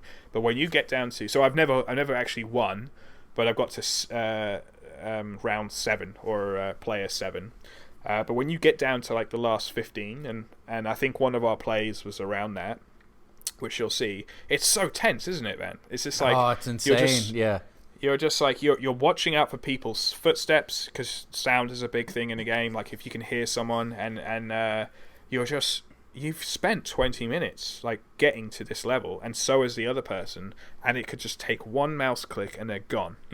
And you don't want to mess up. You want to make sure you're reloading, but then you don't want to be like creeping outside and then reload your weapon, because just that sound of you reloading lets someone know that you're out there, and they probably know from the sound of the reload what gun you've got. That's how detailed the game is. Yeah, so I was in the house. I remember that was when I first got it, and I was like, you were talking because we were doing the Let's Play, and I said, shut up, I can hear something. I have to hear, and then I'm listening, like it's footsteps above me, and you can just all the sound detail lets you know where it is and what direction and what's happening about you. It's great. Yeah, it's good. So we're gonna have a Let's Play of that. But super fun game that is called Playerunknown's Battlegrounds. It's on Steam. It's in early access. It's around $30. It's not going to ever be more than $30. Highly recommend it. And there's plenty of people. It's fun now. So if you're going to play it, get it now, because it's only going to get better. They're only going to improve the graphics and the play and all that. Exactly, and it is coming to Xbox, because that was one of Xbox's big things at E3, was that they're getting the game, and then I think after Christmas it will be on PlayStation as well, which is great. So awesome. Yeah. And then lastly, just with gaming, you will see some Batman VR. Paul had go through the whole campaign, so we've got the whole campaign. We're going to edit it down to the best bits, but what was your? We'll also edit that Battlegrounds one, because otherwise you're going to be watching for 4 hours. Oh yeah, Battlegrounds for sure, because literally I think we played for an hour and a half, and it seemed like we played for about 10 minutes. Yeah. A good sign of a game. You'll see Paul's reactions in the VR, because we recorded him as well. But you enjoyed that. You were going fucking insane towards the end of it. Yeah, and the funny thing is, is, once you're in there, you're a Batman fan, and you've played all the Arkham games, and you've played with all the characters, and has all the voices and has all the details, and everything's skinned up to look like it, and you're just like, oh shit. There was a couple of key Easter moments eggs and everything. Couple of key moments which I've definitely gonna edit in, but I was looking through the video again, and like when you put the helmet on for the first time, because you get to put the bat suit on, when you go down into the cave, just you in the room looking round, you notice the dinosaur, you notice the little penny thing on the door, and then you talking to Alfred, just having a go at him. But he's a and then shit my Alfred. favorite, He didn't even get me my cup of tea. It was useless. My other favorite moments were when it was a Hawk. What's the guy's name that got his neck cracked or whatever? Nightwing. Nightwing. Sorry. You have to analyze like how he died, and like that's a pretty crazy thing. Like you have to slow motion kind of reenact the scene almost, and you kind of hear his neck being snapped. And I remember doing it myself and thinking like, oh, that's pretty bad. But Paul was like, I don't want to see this. So, but that was good. And then the last bit as well, like there's a bit of a insane asylum thing going on with the Joker, and Paul was actually like in the cell, and I could just see him circling around the room, and he was just like, what do you want from me? So like I was getting worried about you. So we always talk about a VR experience, and I think this is something that's very key, because a lot of the great games and stuff we've done on the VR, you got to be there, you got to experience it, the plank, the whale, all that kind of stuff. But with this one, you've watched Batman movies, I've read the comics, and I've played the games. But even with all that immersion, this was a whole different experience as well. This was something else. Is it because of it was the graphics and just... yeah, because it looks so good. It's one of the best looking VR ones I've played. And it's just... Like, with that Nightwing scene, the way VR works, obviously, is you get depth and you get a relation to what's happening around you. So I'm like, oh, okay, this is how tall Batman is, and this is how tall Nightwing is. And in the real world... That's how high up a building is when they're leaping up, and this is how physical and fast their fights would be. Yeah. And it just makes... It's not like Batman's a real guy and I appreciate him more, but it definitely makes me think, oh, wow, this is a crazy, crazy way of looking at a character I've seen before in a whole new light. Totally. So I really appreciated that. I was like, this is really cool as a fan to see it in a way I've never, ever experienced it before. And I think the thing I love about it is because this actually came to PlayStation first, and a lot of people talked about it, said it was one of the best VR experiences. I think that's the key thing, is it's an experience. The funny thing is, it's not really a game. Like, you weren't really shooting anyone. But no, you don't do any fighting or anything. No, I still loved it. Yeah, like I said, if you're a Batman fan, this is the best game you're probably ever going to get. Like, we've ever gotten. And I think it's just these experiences which sell VR more and more. Like, it's just a 45-minute to maybe an hour experience, and now these people, everyone that's picked up this Oculus for $399 recently, they're going to be able to experience it, and it's this that pushes the platform further and further. And they can come check us out at the VR podcast. Big time. And we're not actually the VR podcast. I think that's a real thing, just in case someone sues us or something. I don't know if that's a thing. Well, yeah. They can try. I guess I can say VR. I can't say we're the Oculus podcast, because then we're definitely getting sued. If they sue us, just make it for more than 2.4 billion. Yeah, I just want to be in the headlines for beating Google. So. Biggest ever podcast fine. And then I'll be doing a Batman VR one as well. It's supposed to be a short experience. So I'll be recording myself trying that, because we have our Spider-Man commentary, and you'll also have our review of the new film. So it's just fitting that we'll have the VR experience as well, because that's what a lot of studios are starting to do. So I know that Alien had their one, and then we've also got Batman, but that wasn't with any film in particular. You got Spider-Man, and then apparently the guys from District 9, they want to do something with VR. Ghost in the Shell did something with VR, and then they actually just announced today at Comic-Con that Legion, the Legion, the TV show. Oh yeah. They are doing a VR experience, and it's going to be at Comic-Con. So. Yeah, Comic-Con's coming up too. We'll be talking about that next week. That's going to be next week. 2 weeks. 27th. Is it 2 weeks? 3 weeks. I thought the end of the month. 27. Okay. But yeah, that pretty much wraps up games. Although I didn't mention, I mentioned at the top of the episode that you're on Twitch, or we're on Twitch. Yes. Rant and Bollox is on Twitch. So if you want to see Al playing Battlegrounds and Bandicoot, and I don't know, can VR go on Twitch?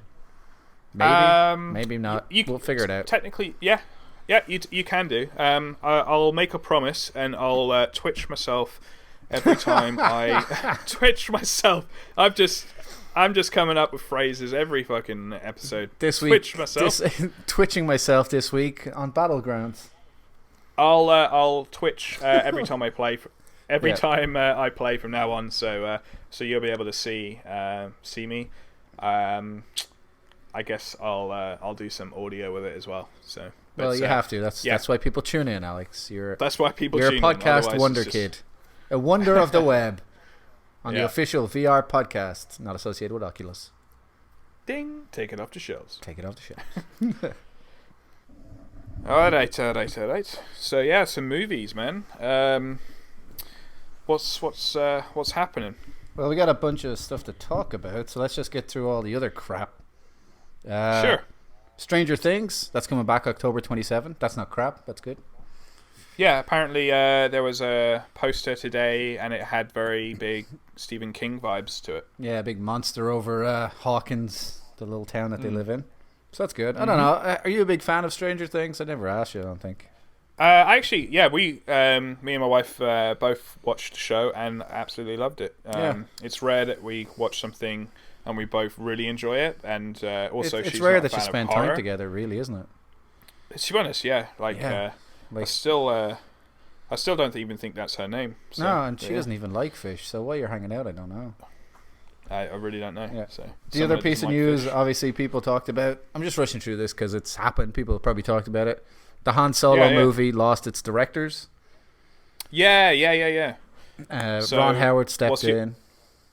What's your view on that? Are they in trouble? I didn't give a shit. I don't even want to see the Han Solo movie. I honestly, unless you really want to see it for the sake of the podcast, I'm like, I don't care about that part of Star Wars. A fucking yeah, balls about it. Yeah, I don't give a shit. I want to see new Star Wars, and I want to see exactly. We got 8 coming out, and then we got 9, and after 9, when they're invariably going to make 10, 11, 12, just I hope they don't make it with Rey. I'm sick of the Skywalkers.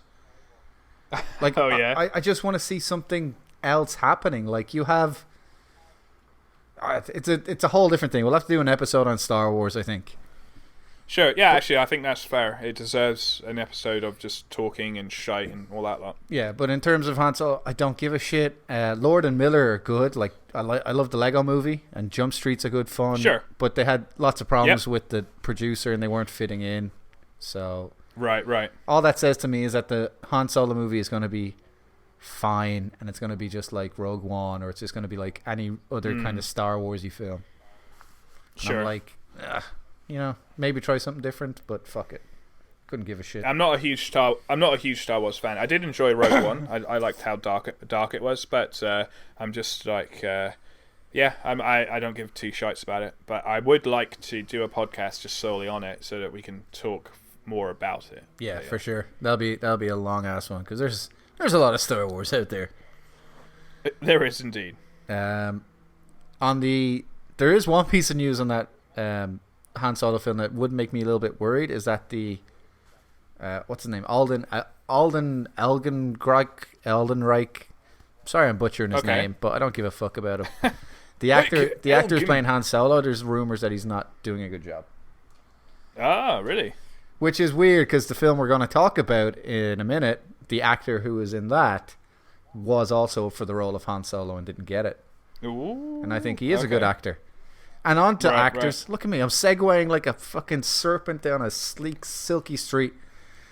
The greatest actor of all time, Daniel Day-Lewis, is retiring. He has retired until he comes out of retirement. Until he comes out of retirement again, yeah. He's doing. I heard that as well. He's doing a movie with Paul Thomas Anderson. We talked about it at the start of the year. He's playing a fashion designer in like the 1950s who does like clothes for the aristocracy. So it doesn't sound incredibly interesting, but I'm like, I love those guys together. There Will Be Blood is one of my favorite films, and it's Daniel Day-Lewis, so he's probably going to win an Oscar again.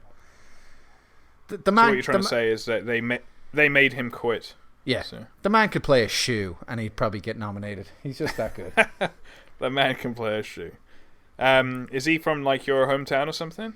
He's Irish English. Yeah, I think he has an Irish passport. He lives in Ireland, and he has a house in thing. One of his parents is British, but he claims Irish, as far as I understand it. Yeah, he doesn't live too far from me. Actually, he lives in the mountains. Okay, you're stalking him. I see. Okay. And then there's something. The last piece before we get into the reviews. Well, I want to go back pieces as well. Oh, okay. So don't forget that I'm part of this podcast as well. So. Sorry, who are you? I don't know. I think it's the wrong number. Yeah. Yeah. Sorry, mate. Hang on. Hang on. I'll get my dad. He'll talk to you. No, the piece of shit. You probably got this on your list too. I don't know if it's a piece of shit. It's rubbed me the wrong way. Piece of shit. If I'm calling it a piece of shit, it's probably not a good sign. If that's the first thing out of my mouth. Is that Jumanji trailer for Welcome to the Jungle? Oh, God, fuck. Yeah. Okay, so it's not just God. Me. It's not just me. I don't think I've ever had a reaction like that. God, fuck. Yeah. So my first reaction is that piece of shit, and you're God fucking it. So I don't think either of us are sold on it. No, not.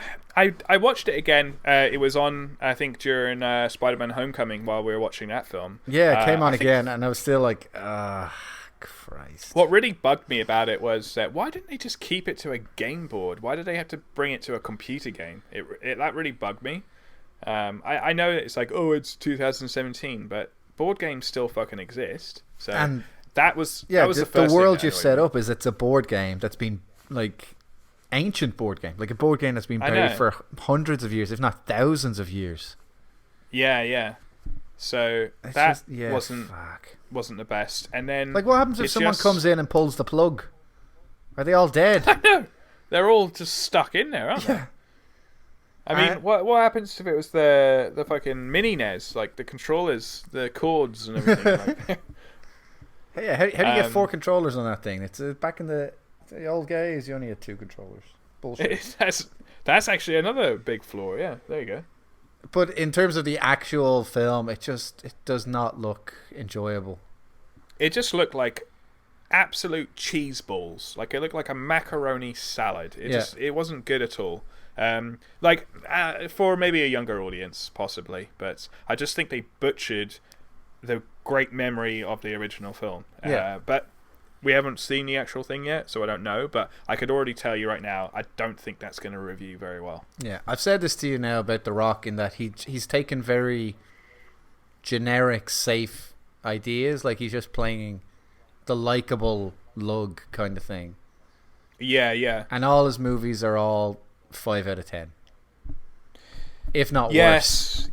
Like I know. Central Intelligence, Baywatch, Jumanji now, San Andreas, Rampage he's shooting at the moment, Skyscraper he's shooting in China after, and I'm just like, the only one he does like decently is the Fast and Furious, like Hobbs. He's good as Hobbs, but even then that's like still like very kind of generic action. Yeah, and they took Hobbs from being like the very interesting character, and not very interesting. Hang on, whoa, slow down. It's Fast and Furious. See what I did there? Jokes.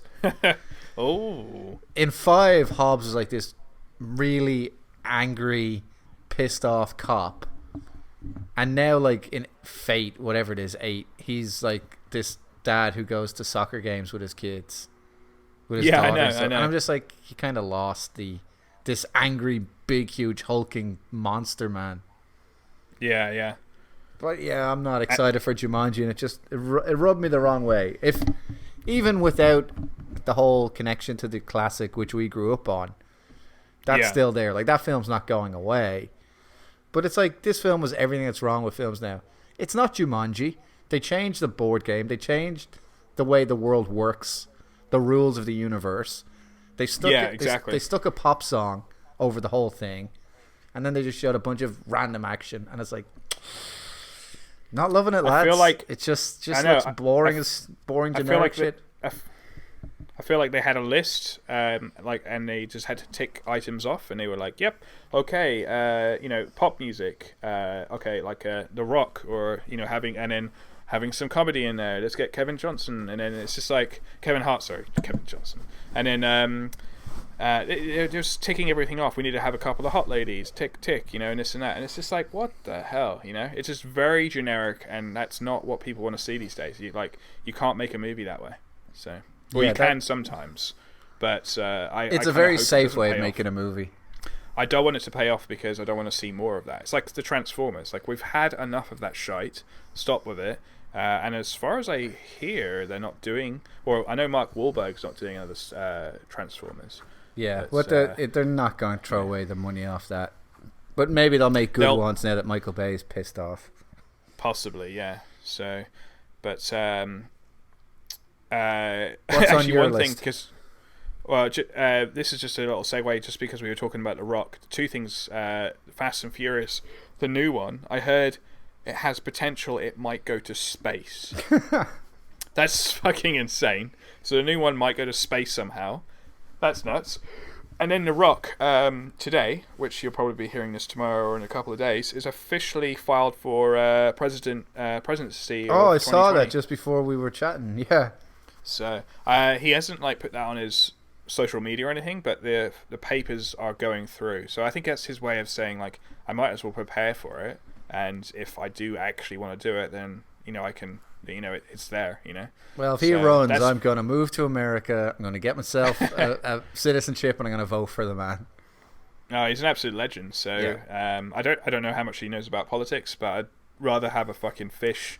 Well, the world we're living in now, you don't need to know shit about politics to be a politician. You're completely right. So, a couple of other little things I'll just mention before we get into the thing. What was it? MI6, Mission Impossible. It's 6, isn't it? Or 7? Yeah, MI6. MI6. They just finished shooting. I didn't realise, but they were shooting in New Zealand. So they just wrapped up some shoots in New Zealand. So sounds like that's going pretty well. And then I heard a rumour that we are going to see, and I'm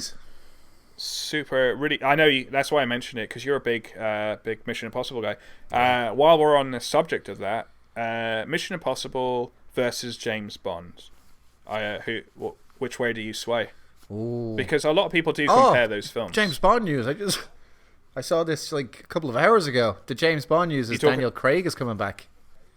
I heard that as well. Yeah. So he's going to do another one, which I'm happy about, because I'd rather see him do another one than just reboot. Well, not reboot, but a new guy, unless it's Idris. Yeah, but there's also the rumor that it's going to be. Christopher Nolan is in talks to direct it. I don't think he would, but maybe he would. That would be. He did Batman, awesome. So. Yeah. That would be awesome. And then Infinity War trailer this weekend, mate. What? It's coming out this weekend? That's the rumor. Oh, because of Comic-Con, yeah. Yeah, so that's the rumor. Gonna super looking forward to that, obviously. I think everyone is. Well, I'm only going to look at one trailer, so this one better be good. Yeah. We're the one trailer podcast, so if you guys see the second trailer in a movie, we're not going to talk about it. We're not gonna watch it. Yeah, you've ruined the trailers for me in a good way. Though. Yeah. So I don't want to see them. So, and same with Leah as well. She won't do that. She won't watch one. And then lastly, Alien Covenant. They've announced that it's going to have 20 minutes of deleted footage on the DVD. Yeah, that's going to be. Looking forward to seeing kind of what they cut out, why they cut it out, and when you do watch it with the 20 minutes, does it make it a better film? And we'll do that in our commentary of the film and see if it's any better. Yeah, we'll definitely have to do a commentary on that, because Jesus, that film's a divisive film. It's mixed feelings across the board for sure. I think the way we put it was that I'd recommend Prometheus to watch, but I wouldn't recommend Covenant. Oh yeah. But then again, you were saying there's people who didn't like Prometheus who did like Covenant.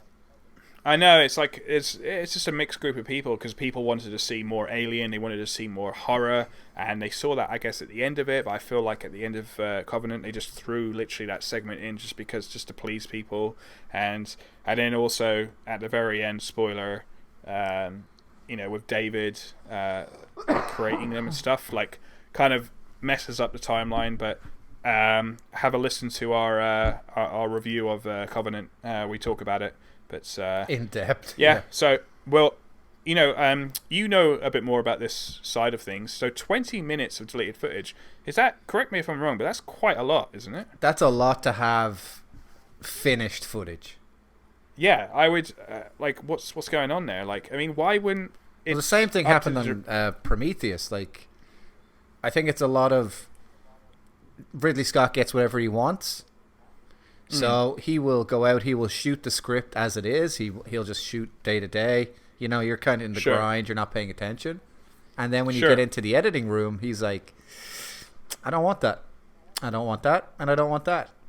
And it doesn't matter. It doesn't matter like how much it cost or whether it plays into different ideas. He's just like, no, get rid of it. Like we talked about this on the Prometheus commentary, that his main focus for editing that was pacing, that it was always moving, always pushing forward. And the film does do that. The film's always rolling along. But then you end up in weird moments where you're like, why is that happening? Why is that happening? And I think that might be the same case here. Like he he hasn't changed. He's not a different director than when he directed that film. No, he's not. I mean, technically, like, yeah, I guess Prometheus didn't do too well. I know Covenant didn't do very well because they're not doing another one. But he's one of those directors where he's just like, what I say goes and don't question it. Yeah. So. And when he gets it right, it's great. And when he doesn't get it right, you're kind of like, oh, could have been better if someone had just stepped up and said, Ridley, stop. Totally. I think that's pretty much what I had on my list for good old movies. All right, folks, that's it for this week. Goodbye. We didn't watch anything. We did. We did. We had a good week of movies. Finally, after all this shite we've had to sit through. We saw Baby Driver and we saw Spider-Man Homecoming. Do you want to start with Baby Driver? Baby Driver, because I had a bit more time to sit on it. BABY, baby. I'll let you kick it off, but I'll just let you kick it off. As with all our chats about these things, it's spoilers from the beginning. So his name is Baby, but that's not really his name. It's a really good fun film. Now that I've had time to sit on it, I think it's got great reviews, which is good. I love Edgar Wright's movies. It's not quite as good as his other movies. Right. But it's still better than 95% of what Hollywood's making. It's original. It's not a sequel. It's not a reboot. It's not a reimagining. It's his movie. It costs like $35 million to make. It's already made, I think, $80 million. That's good. Like, it's the kind of movie I want to see more of. You know what I love about that? I didn't know the budget on it. So 35 million, because I looked up the budget on the new Spider-Man and it's 180 million. So it's just like, we literally went and saw like two like opposite films almost, like budget wise. Yeah, but you don't see any budget problems with it. No, not at all. Not at all. I definitely see Edgar Wright's gotten better as a filmmaker. He's gotten bigger as a filmmaker. Yep. There's a lot of things I might complain about in this film, but overall, before anyone gets the wrong impression, it's a great film. It's fun, it flies by, and everybody does a great job, and all the actors are top notch. I thought it was brilliant, and compared to the other shite that comes out, it's steps ahead of them, streets ahead. Yeah, I think I was trying to think of a summary for it as well, and I like what you said with, it's just so much better than what Hollywood's just pumping out, the shite they're pumping out, like the Jumanjis they're pumping out and all that lot. So the thing about this film for me was I would not normally go see this kind of film in cinema. I would wait for a DVD, and then I know you'd be raving on about it, but it was Edgar Wright that brought me in, and then also it had like a vibe to it, and the trailers and just like the talk and the press around it, and everyone was just speaking so highly of it. I was like, I actually want to go see this, So and then it's unique. It's different. It's original. It's not, oh, this is going to happen, or oh, they're playing that soundtrack, because I think one of the big things about it was the whole music and the guy listening to the music, and every time, like, the film was like in a way like a musical, wasn't it? It was. I remember the start scene with that whole the first maybe 10 minutes of it. Yeah, I was on board when he's sitting in the car, he's waiting for the heist, and he's singing along, and the wipers are going.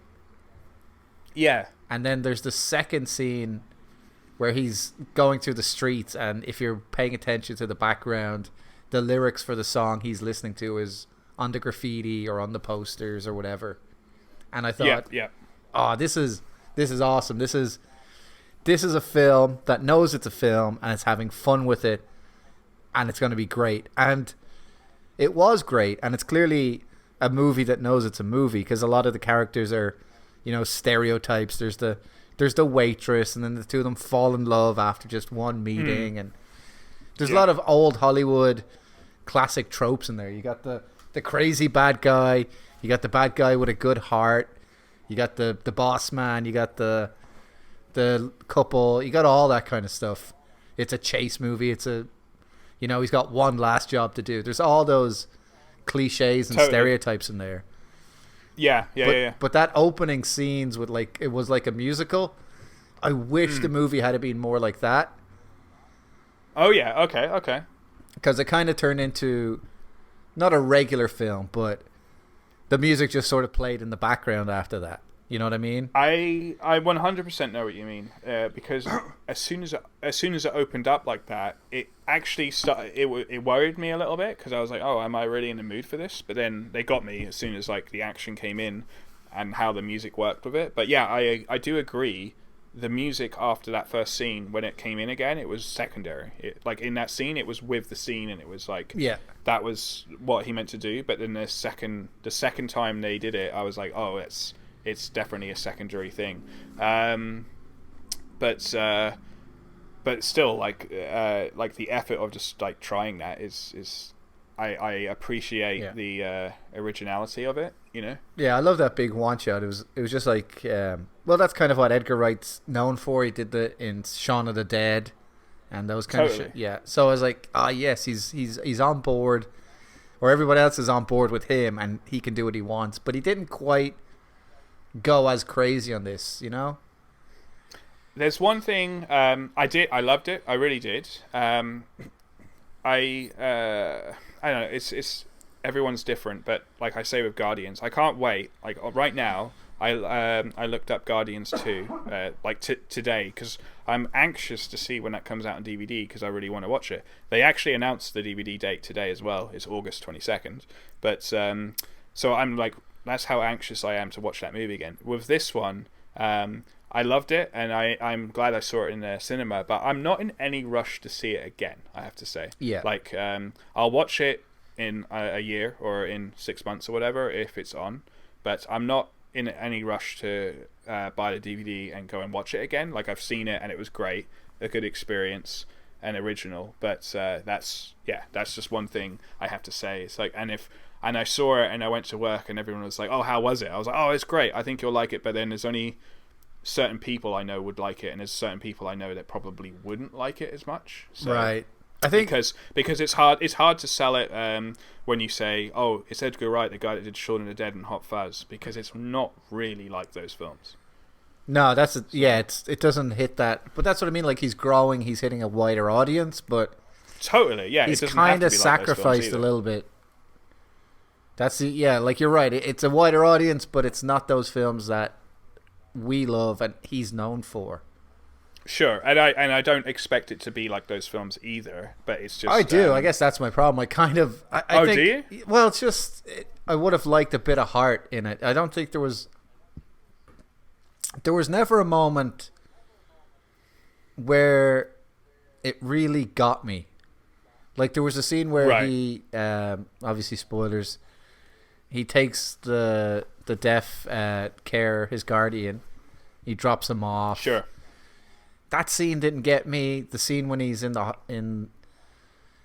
car and his mother's tape is playing, like that seemed very reminiscent of Guardians of the Galaxy. And this will probably get compared to that a lot. But it's like, it's his mother. Yeah. It's the tape that, like, they've talked about that tape a lot, shown it a lot, and then he's listening to it, and it's like didn't resonate with me. And then finally when he gets out of prison, again, it just didn't make me feel quite as much as I would have liked to have felt. Like, you know? No, I know what you mean.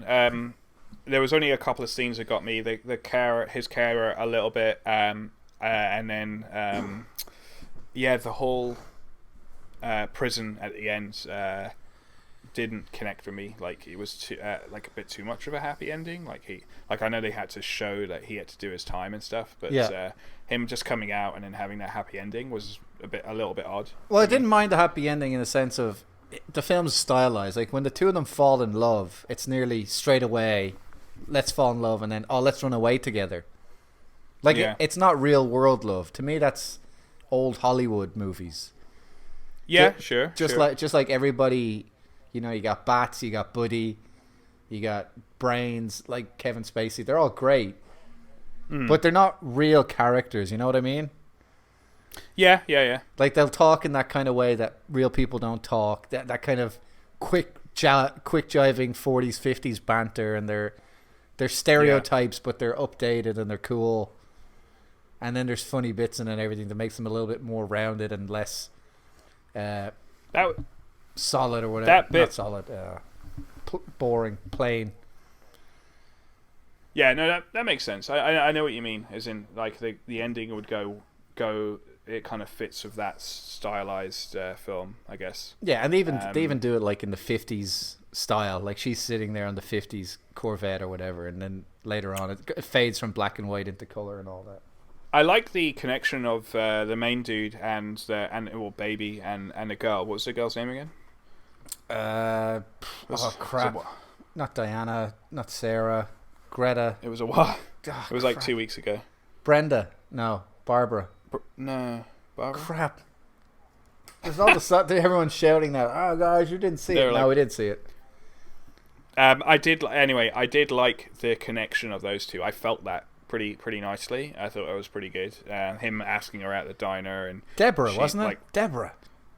It could. I think it might be Deborah actually. Yeah. That's a very kind of diner name, isn't it? Because it's named after a song. They have her song. I think yeah. You're right. I definitely got really good connection of those guys, and also just the film in general, especially when they were in a diner. For me, was like it had a really kind of cool vibe to it. I don't know.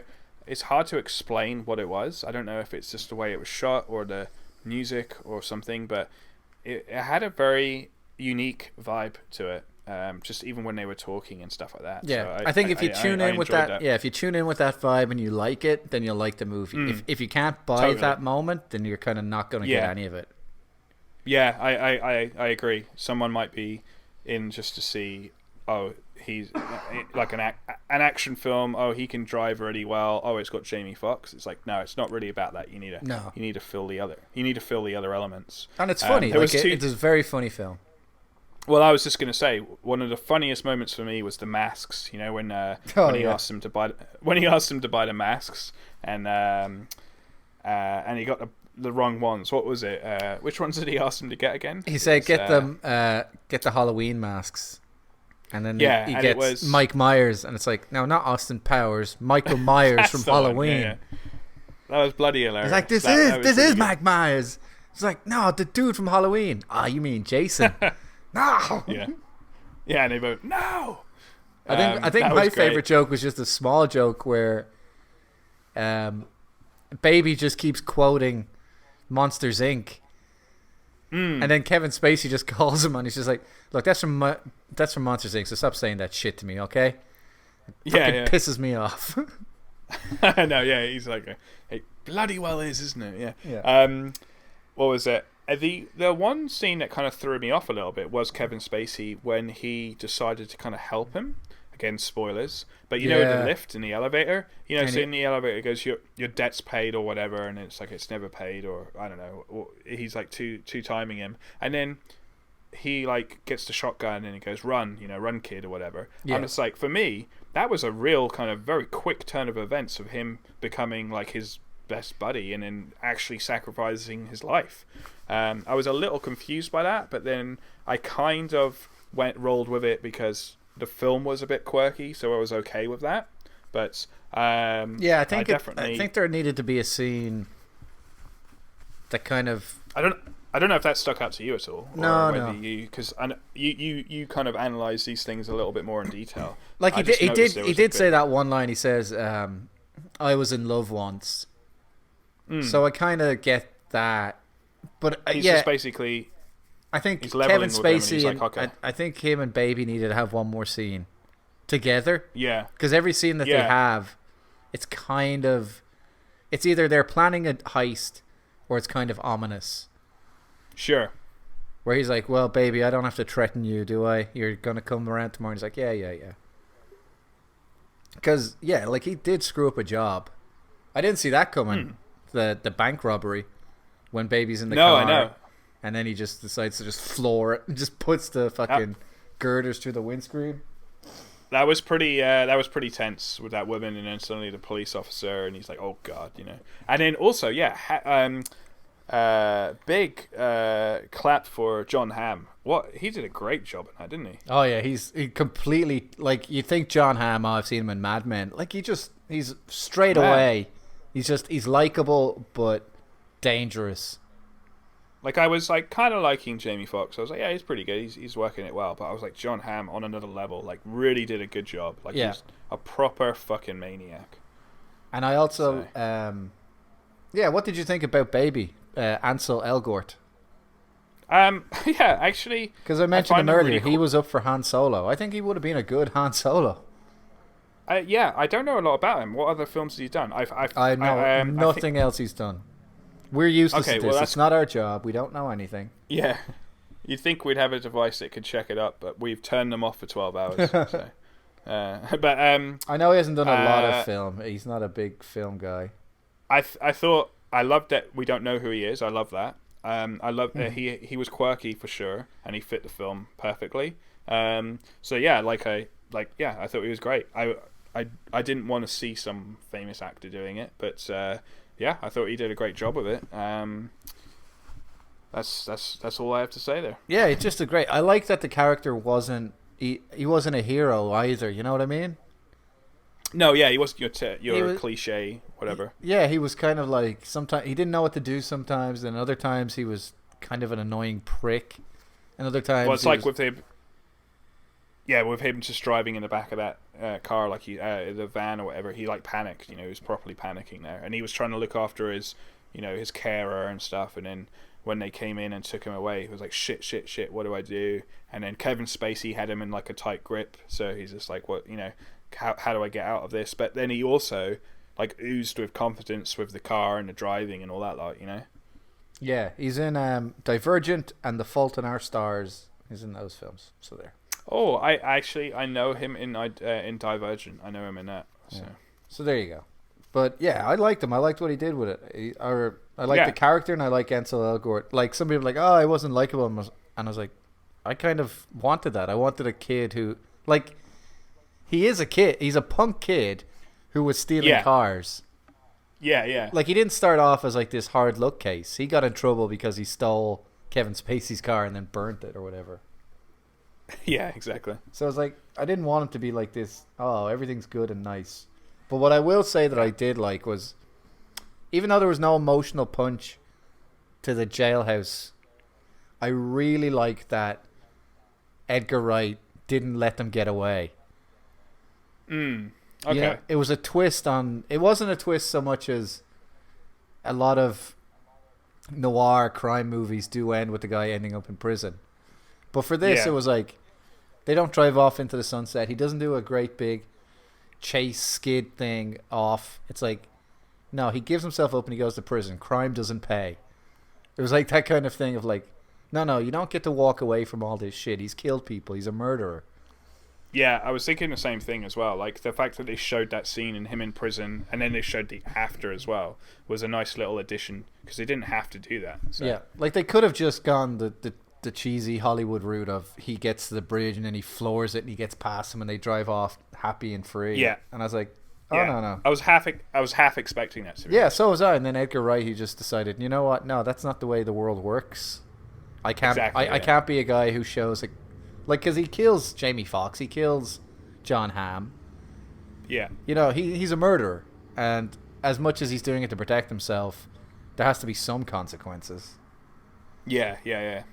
And yeah, I like that. The other thing I would say that I disliked, and again, I liked the film. I thought it was great. So we're just kind of like picking at it now in like little bits. Totally, is that the car chase at the start is the best one.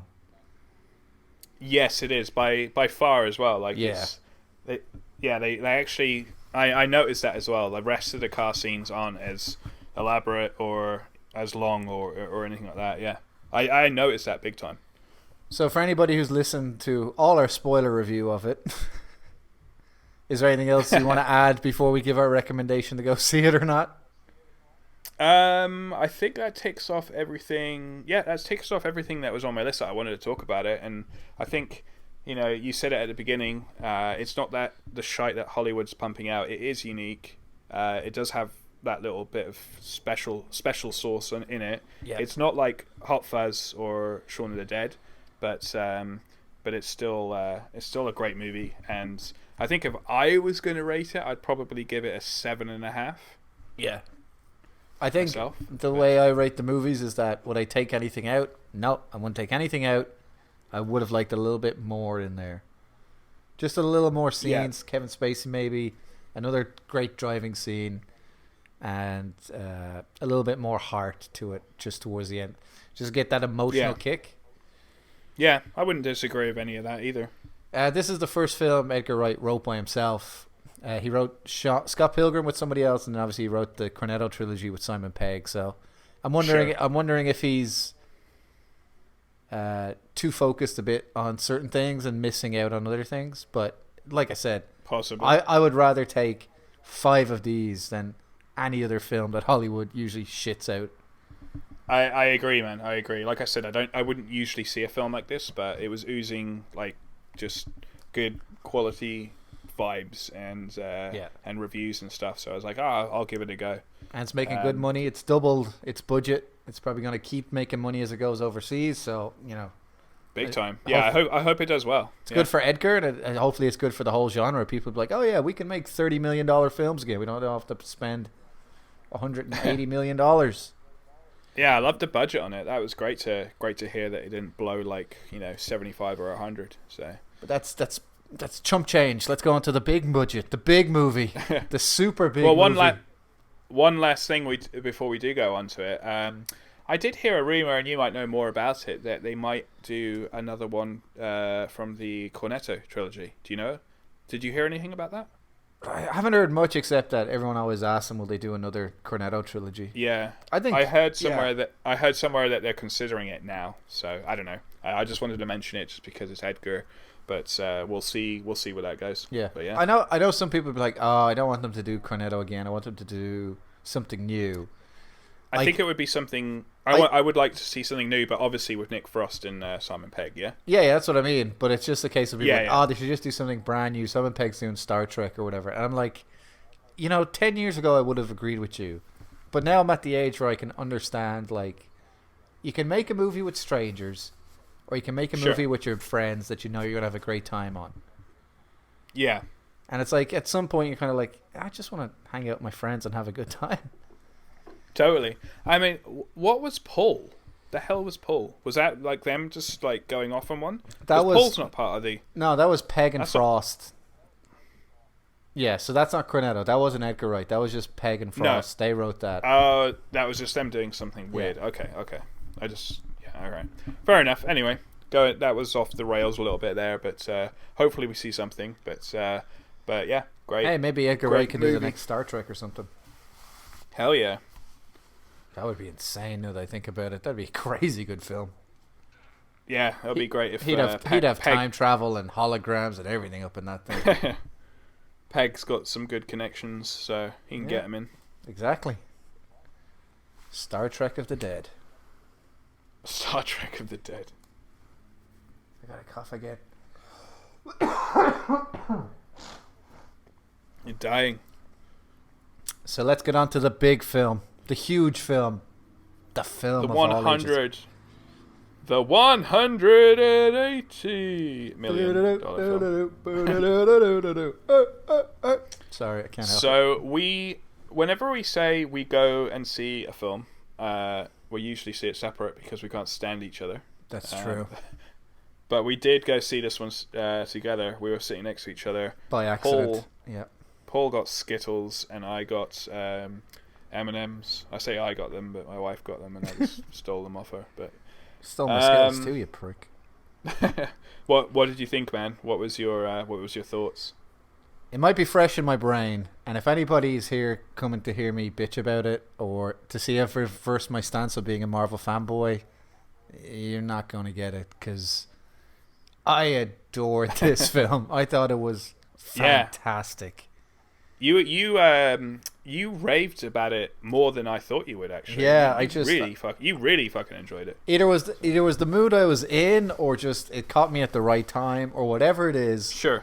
For where I'm at, because we only saw it on the weekend, like 2 days ago. So I'm still buzzing off it, and I'm like, I haven't had a chance to come down or see anything wrong with it. So Sure. I don't think I'm gonna have anything to do to like put the boot into this film, because I'm like, no, that was everything I wanted and more. It was just brilliant. Yeah, and I've written down. I think actually, now that I think about it, might have had something to do with the fact that morning we watched Amazing Spider-Man 2. That's true, actually. That like it couldn't get much worse than that at all. Yeah, like you said, it was night and day. It was, you couldn't get two different types of films. I know, and that one, and the funny thing is, the one that we just watched, Amazing Spider-Man 2, was 200 million, so it was 20 million more than this one, and these guys did 10 times more. But yeah, and the commentary we did on that, it was, the film was so bad it broke our equipment. That's how bad the commentary for that was for us. For some reason, my laptop just started heating up. It wanted to die. That's what it did. It wanted to die. Paul stopped recording the last 20 minutes. It was just like, nah, fuck this. I can't be bothered. No, I'm going home now. But yeah, like it did the equivalent of literally just drop the mic going home. So it's just like, I'm done here. But yeah, I've written down some notes, and actually they're all positive. Like there was a few little niggly things, but like I have to agree. Marvel just do a great job. For me, they just do a great job of making their films different as well. Like it wasn't a Thor or it wasn't a Captain America. It was like a proper, true to the Spider-Man story. Like he's a kid. He's a kid in the film, and they did just a great job of portraying that, and like his like when he was in school and the mistakes that he made, and then having like Iron Man as kind of the father figure. I just thought they did a great job overall there. I liked how, when we're talking about Amazing Spider-Man 2, which we will not do after this because it's shit and it doesn't deserve to be in the same sentence, but it's definitely a case of Amazing Spider-Man 2, it seemed like nobody had watched the first one. But on this film, they clearly sat down and they said, okay, they did this, and wrong. And they went back to Tobey Maguire and they said they showed this, and this. None of that. We can't have anything at all. So everything people think they're going to get from a Spider-Man film, they don't get. And everything they should have got, they do get, if that makes sense. Yeah, no, that makes sense. Yeah. So there's no Uncle Ben dying. There's no saving the world. There's no swinging through skyscrapers in Manhattan. Like, one of my favorite bits is when he's up the Washington Monument, and then spoiler, the suit is telling him how high he is. Like, you're 550 feet up. He's like, oh Jesus, I've never been this high before. Shitting a brick. Yeah, and I'm like, that's brilliant, because usually you see Spider-Man in all the other films, he's swinging from the top of the Empire State Building and he's going all around downtown Manhattan, and this is like, no, he's only a friendly neighborhood Spider-Man. He hasn't gone that high yet. Yeah. Yeah, he I was going to say, the actor that they chose for it as well, like, I think he's like 18 or something, but he's in the film, what, 15? Supposed to be like 15. He's supposed to be a 15-year-old, yeah. Yeah, I just thought they just, because he made like some mistakes in the film and stuff, but just I thought he really brought his A game as well. Just I really felt a connection with it, especially with him and Iron Man as well. Like I definitely saw, like even in Captain America, Civil War or whatever, when he was introduced there, and you never even saw him. You just saw him behind a mask, just his voice, you know, and his swag, I guess you can say, that he brings. He's definitely got a good connection with Robert Downey Jr. They have a great chemistry the way they play things. Yeah, but going back to that Amazing Spider-Man, when we were watching that, I said we don't bring it up again. We're gonna bring it up every other minute. Just when we were watching it, it was just, for me, it was very kind of cliche and it was very cheesy, and like his hair would be dangling in a certain way because you could tell someone was like, oh, you know, make sure that you're facing this direction, and then there was no one in the background in a busy street and things like that, and it was very, very movie set piece, whereas this one, it's just like your typical Marvel film. It's like brilliantly done, and it didn't have any of that, and I think you could tell, like, we know these films and we know that Marvel had a lot of say in it, but I think your average Joe could also tell that now, when they watch that film. They'll be.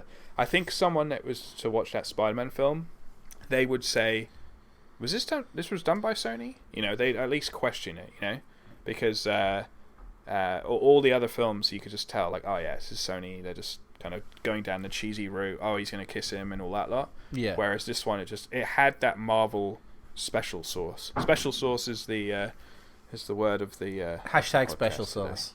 So, Edgar Wright's got it. This movie's got it. It's awesome. Oh yeah. And how did we feel about those Avenger Captain America videos? Oh, they were fantastic. It had really, really funny moments. Like the film like made us laugh out loud quite a lot, didn't it? So I think the film did a great job of making it seem like Spider-Man was never not in the MCU. It starts off, you see the big Chitauri invasion, all the tech that the Vulture and his crew were using. It's all Chitauri tech. Yeah. And then, I really enjoyed actually seeing the what was it, Chitauri or Chitauri? Chitauri. You saw some of those big monsters that attacked in Avengers. Yeah. Right at the beginning, I loved seeing all of that, and then like the ruins and stuff. I loved that. That was really good. Yeah, and that's usually the kind of stuff you don't see in the movies. Is like, oh, they destroyed the city. What happened next? It's like, oh, that's what happened next. And then Tony Stark was a prick. He was trying to do the right thing, but he was taking jobs away from real people. And like, you can understand Adrian Toomes completely from the first scene. Yeah. You're like, oh yeah, well, that kind of makes sense. Like, everything he's saying is true. Tony Stark doesn't give a shit. Tony Stark nearly killed everybody. The big guys up the top, they don't care about the little guy. All that kind of stuff. Yeah. But the thing for me that was definitely, they thought it was again that point of like, they looked at all the other Spider-Man films and they said, what have we never seen Spider-Man do? Let's do that. And all the stuff that made me fall in love with this film is the stuff that people won't talk about, in terms of, it's not the Vulture costume, which is scary and terrifying and great. It's not the Iron Man scenes or the ferry scenes or the action. It's all those little bits like him not quite sure how to be a superhero. He's 15. He wants to get out of school so he can be Spider-Man. So he runs out, and then like the stuff he's doing around the neighborhood is just like getting people, giving them directions to an old lady, and getting mistaken for, or making the mistake that a guy's trying to rob his car when he's just trying to get the keys out. And then there's a shouting match, and he's just standing in the middle of the street, like he's just standing there being like, I'm sorry. Yeah. And like when he attacks the bank robbers, and then that gun goes through like his favorite store, and then he's like, shit, I could have killed him. Yeah. And like just that scene of him thinking like, I could have died and I could have killed someone else. Like, I know I want to step my game up and I want to save the world and stuff, but just learning those lessons as well, were like it all adds up to something pretty awesome. Like he learned so many lessons during that film. Like, even I loved again, spoiler, when he's in the car at the end and his the dad dropped off the daughter to prom, and then he apologizes to him. Like, he gets Peter Parker to say like, say you're sorry and all that lot, and you'll never do it again and stuff like that. And then he also comes back with, because I will fucking kill you and everyone that you love. Little things like that. It's like powerful words. And after everything that especially coming from Michael Keaton, who did a great job. He did a fantastic job, really good. Like, I was when I saw him in the trailer, I was mixed, and then I was like, no, 100% really carried the film nicely. And can we talk about the twist? Like, did you see that coming? I did not see that coming. Go ahead. That was one of the. It's got to be one of the first times in the last few years I've been genuinely surprised in a movie.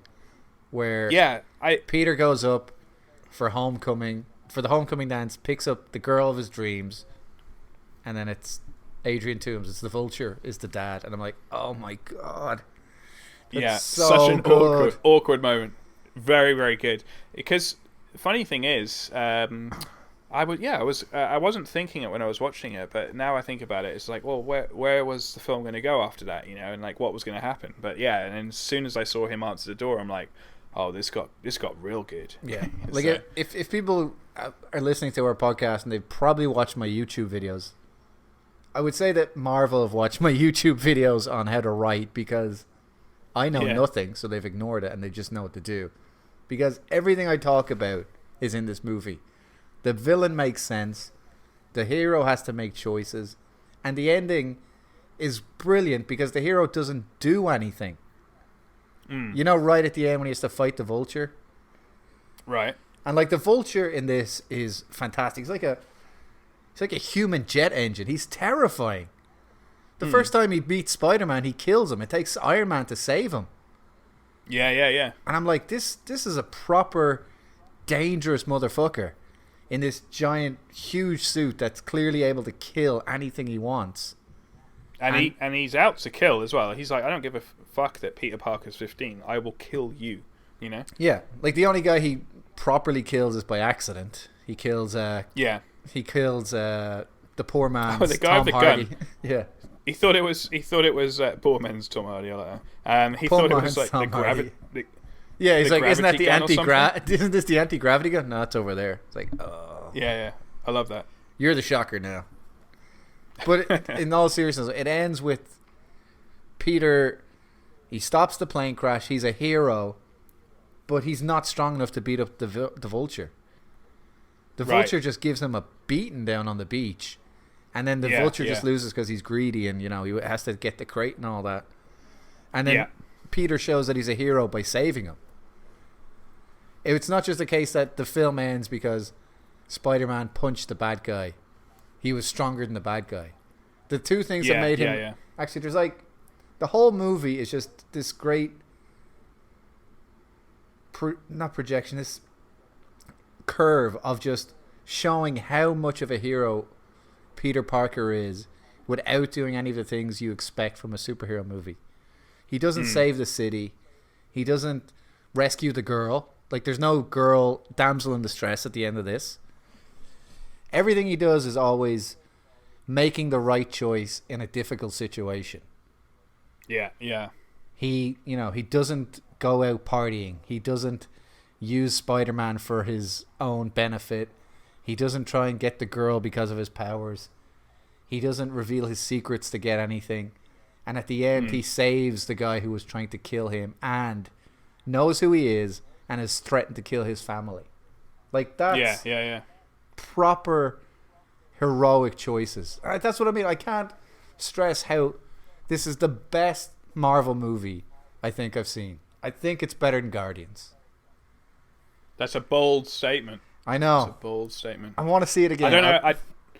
I do. I definitely want to go see it again. I was saying that as well. Like again, Baby Driver is still a great film, but I'm not in a rush to see it again. This film, like, I'd happily go see it again in the cinema.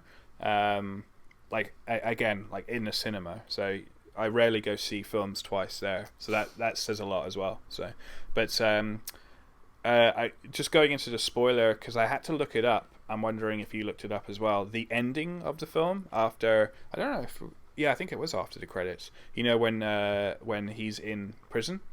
Yeah, when Toombs is in prison. So the guy that he talks to.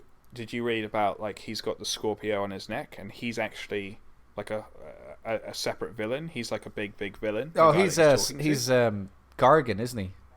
The I think that's what they were saying. Yeah. And then, but the fact that he didn't give up that he knew Peter Parker and he knew who Spider-Man was, does that mean the Vulture's good and on his side, or do you know? I just think it just means it's a good character. Like he's got enough decency that kid saved his daughter and it saved him, and he's not going to turn him over. Yeah. I'm not saying that's going to mean he's going to be a good guy. I just that's what I mean about him being a great villain. He's not evil. He was doing it. He was doing it for his family, and now that he got caught, what benefit does it have him to have Peter Parker killed now? Yeah. Because even at the beginning of the film, he was a good guy, and that was weird because at the beginning of the film, I was like, oh yeah, he's playing this really awesome guy, and then suddenly he had the temper, and then it cut eight years in the future, and then he's like this vulture, but you can Yeah. see the 8 years have just taken over, and the money and the profit and this and that. So it was good. It was a very well told story. And they have a lot of. You just mentioned there was the bad guys, the Scorpion in it. They have a lot of villains, and they have a lot of Easter eggs, and they have a lot of little things for the nerds like me or whatever. Be like, oh, that's cool. They mentioned this and that, but none of it felt like Iron Man 2. It didn't feel like they were setting up another movie, or it wasn't Amazing Spider-Man 2, which is even worse. They weren't like, oh, in the future we're gonna have this villain and we're gonna do that. They're just like, oh, look, I know. This is cool. Look at this. This is cool over here. Like, the film could stand up on its own. Like all the other Spider-Mans, they always alluded to like, oh, there's going to be a Venom, or there's going to be a Rhino, or this, and it's like, we don't need any of that. Like, this is the film on its own, and there will be another one, because that's the other thing at the end, didn't it say? Like, there will be another Spider-Man. Yeah, Spider-Man will be back, or Spider-Man will return. Yeah, it's just like, fuck you guys, we know this is good. Yeah, if you make a good movie, then it's good. And Donald Glover's in it. He's only in it for a little bit. He's one of the Easter eggs. Right. He plays the Prowler. And and he talks about, oh, my nephew lives in this neighborhood. Yeah. In the comics, his nephew is Miles Morales, who is the new Spider-Man. Right. So it's even things like that which you do not need to know that.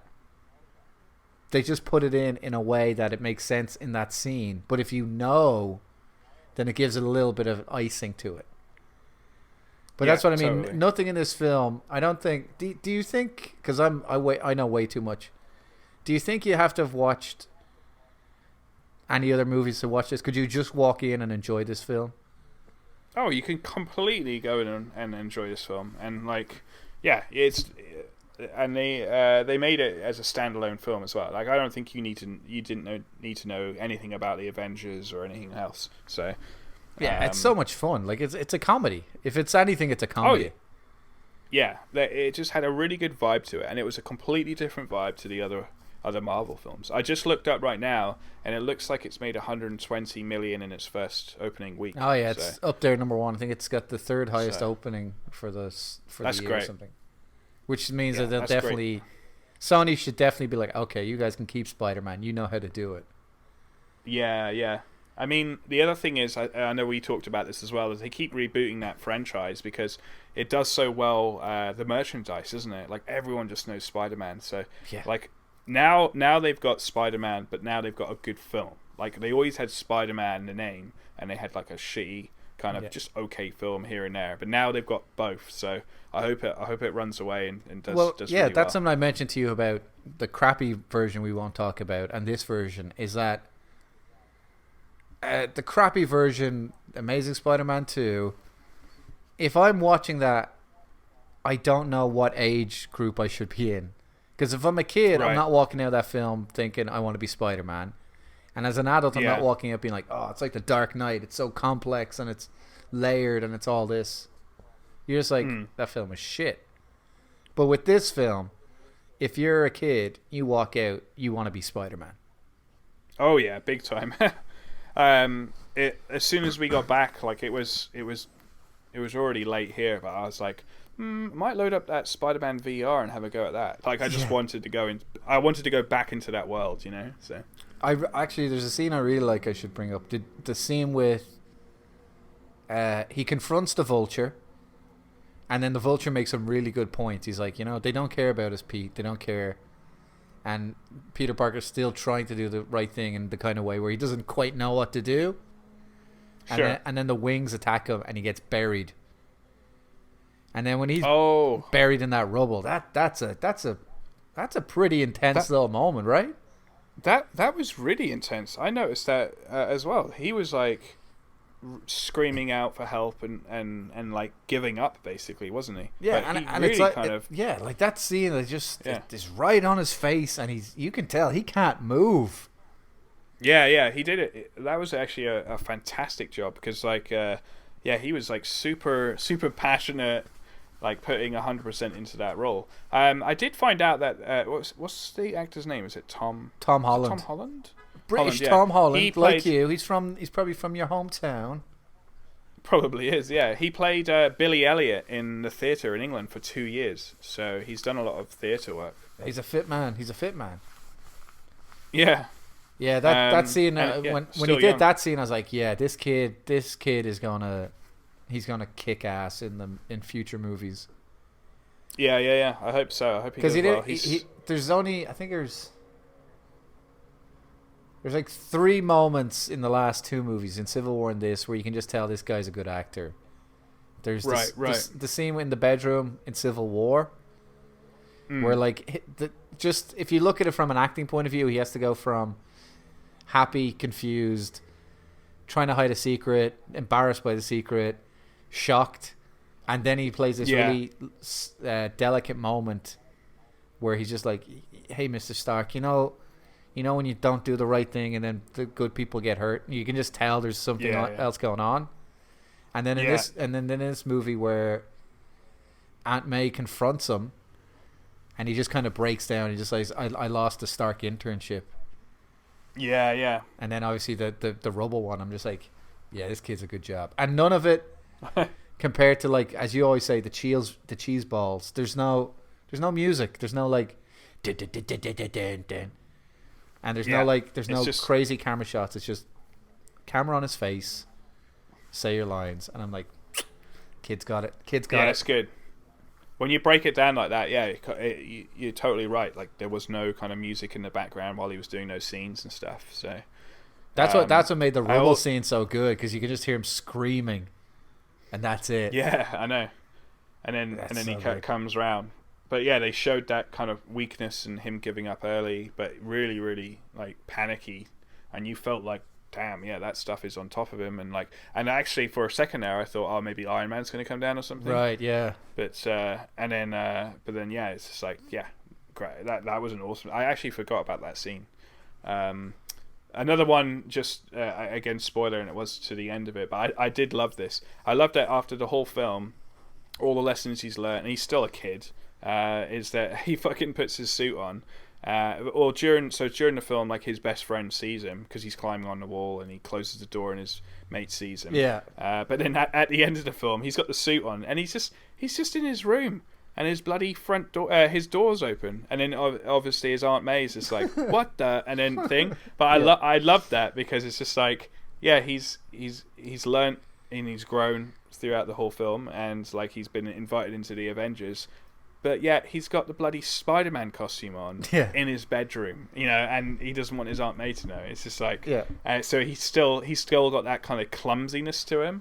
Yeah, he's definitely a clumsy, like, learning how to do everything. Yeah, and that's another thing about him being a kid. Is like, that's what the kid would do if he'd gotten his Spider-Man costume back. He'd be like, oh yeah, I'm Spider-Man. Well, I think he's gonna bring a really cool and unique element to Infinity War and also his next films. I think with Infinity War, he's going to be seen as the kid, obviously, and I think they're all going to look after him. But there's going to be a couple of scenes where he comes into, a crucial moment where they need him, But I think having that element within the Avengers, because right now the Avengers, everyone's kind of like macho in a way, and then having the kid, I think he's almost going to be, in a way, a little bit like a Groot, like a baby, but I guess they're going to be with the Guardians of the Galaxy as well, so there's already going to be Groot there. But it's just a nice dynamic for the Avengers. So. He'll definitely be the youngest character in the whole thing. Yeah. I think so. But another thing I liked about it was, I liked all of it. There we go. I liked all of it. Everyone's you did mention after the film that you weren't as keen on some Iron Man thing.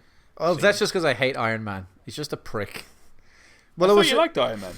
No, because he's always doing the same shit.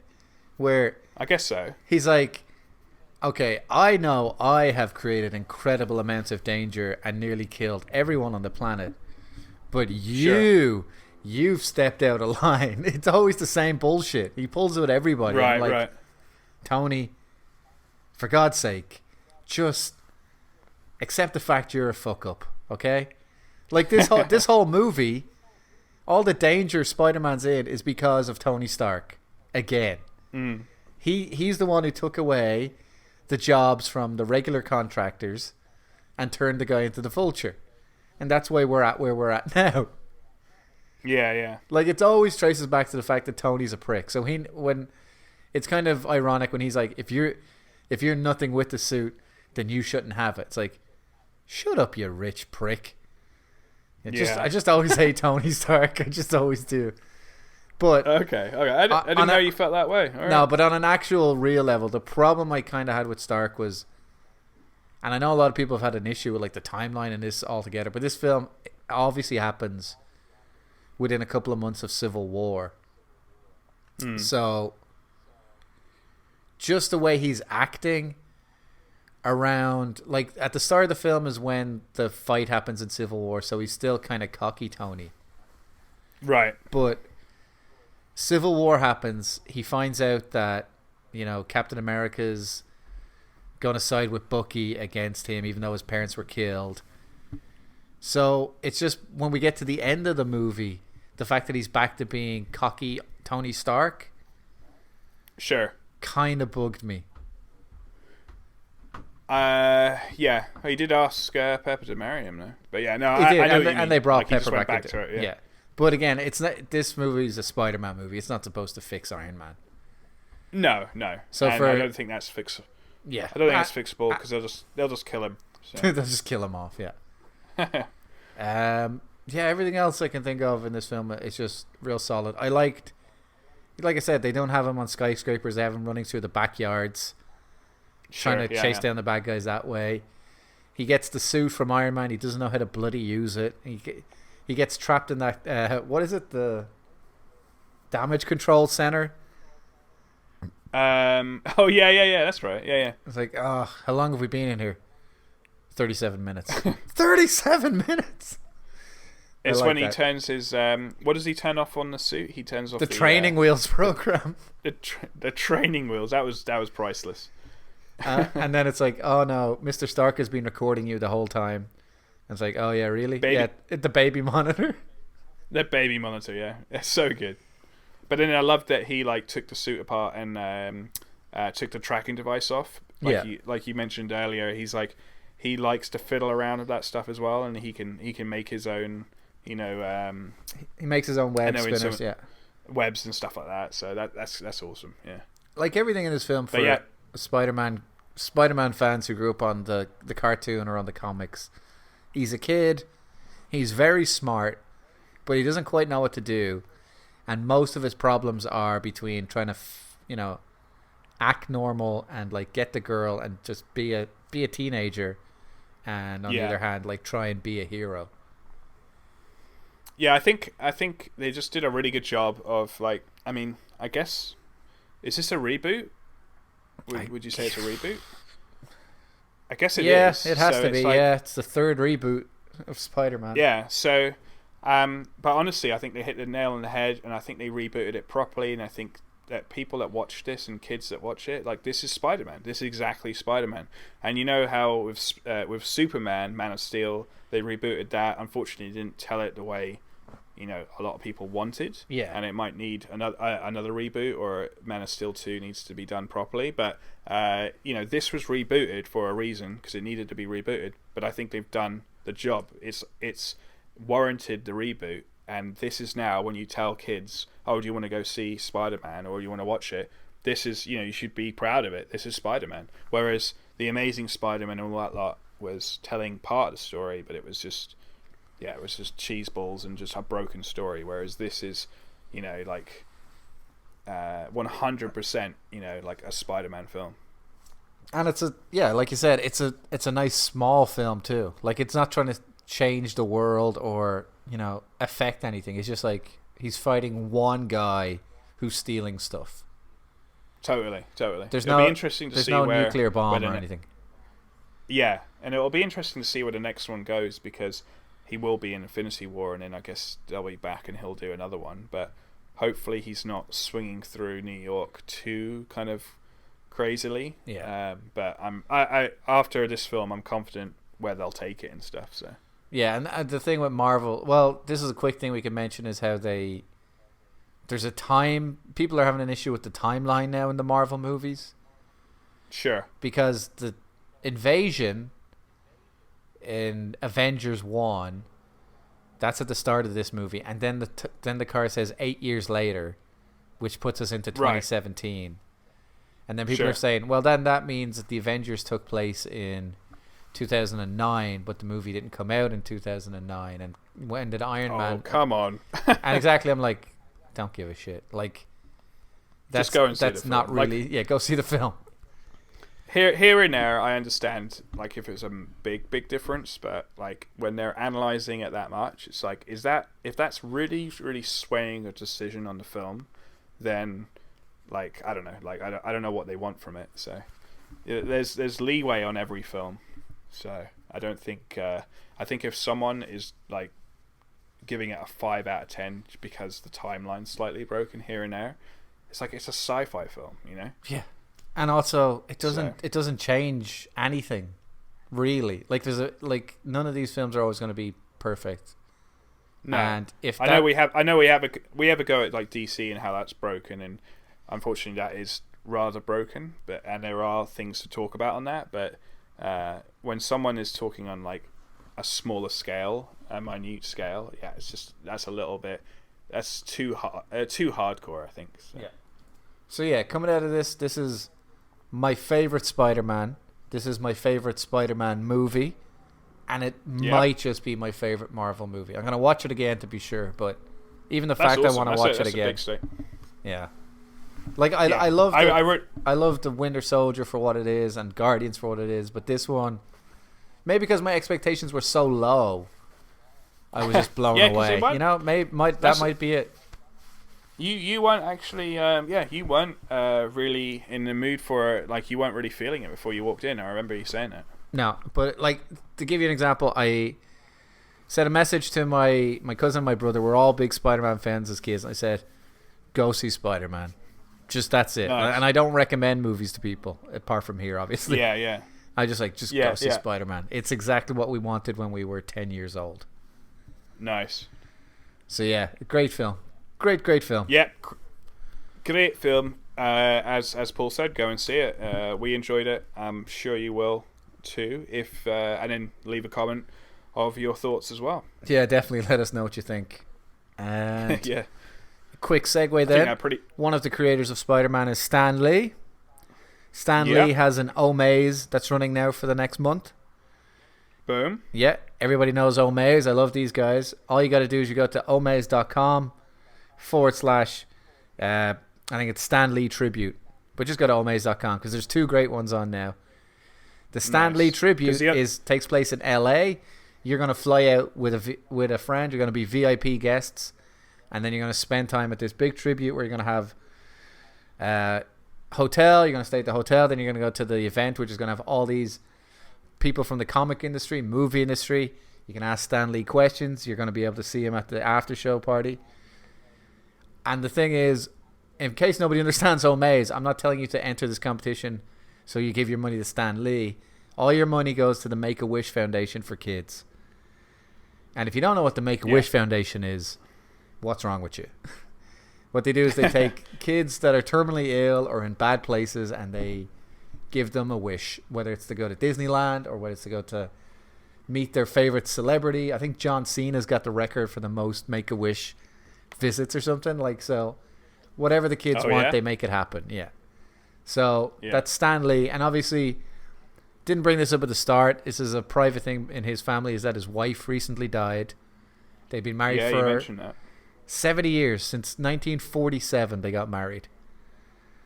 So condolences to Stan Lee. This isn't about him. This is an event for raising charity money. I'm sure he's going to be in a good mood when he's there, but I hope the guy's doing good. He's a hard-working man. He's into his 90s now. Yeah, still featuring in all the films. He was in Spider-Man, wasn't he? And he's in Spider-Man. He's a nice little cameo role in Spider-Man, still rolling. And the other competition that's on that I think I mentioned it before is the Ben Stiller one. That's the one, the dodgeball, yeah? Yeah, so you can get to go play dodgeball with Ben Stiller. He's going to be in his White Goodman character. He's dressed up, so you can be with them. And it's for the Stiller Foundation. I thought The Rock had some involvement. Oh, he did some videos on his Instagram if you want to check it out. You know, like the old wrestling promos? Okay. He did a few of them for it, just to get it going. Oh, nice. Okay. I think they've already raised like $1 million or something. So that's fantastic. Yeah. Yeah. So again, Omaze, you can donate as much. I think it's like $10 is the minimum, and then you can donate as much above that as you want. Gives you extra entries, gives you special prizes, signed goodies, all that stuff. Omaze.com. Go check it out. And I think that's about it from us. If you want to send us anything, I think that. You know the address. It's Rant and Bollox. It's the name of the show. Yeah. Let us know if you want any commentaries, any digging deepers, some rants, games that you want us to play, and we'll be posting lots of stuff. We've got, we had like a Rant and Bollox day a couple of days ago, so we've got plenty of games to upload, some more commentaries. I think next week's Game of Thrones, is that right? Game of Thrones next week. This week we just released Amazing Spider-Man 2, and we also threw out Guardians there last week. So we're trying to get better, guys. We're trying to improve on the. You guys say you want it. We're going to keep trying to make it. Boom. Yeah, Game of Thrones is on airing on Sunday, so we'll be talking about that on next week's podcast as well. For sure. So. Yeah, it's going to be a good week next week. Thanks for tuning in, guys. Yeah, thanks, guys. Always great to be here, even though you guys aren't here, but maybe one day you will be. So we'll see how it goes. And remember, we're always watching on that Nest Cam or thermostat or just your phone. Just through your phone. All right. See you guys. All right. Thanks again. And don't hate the fish. All right. Don't hate the fish. Boom.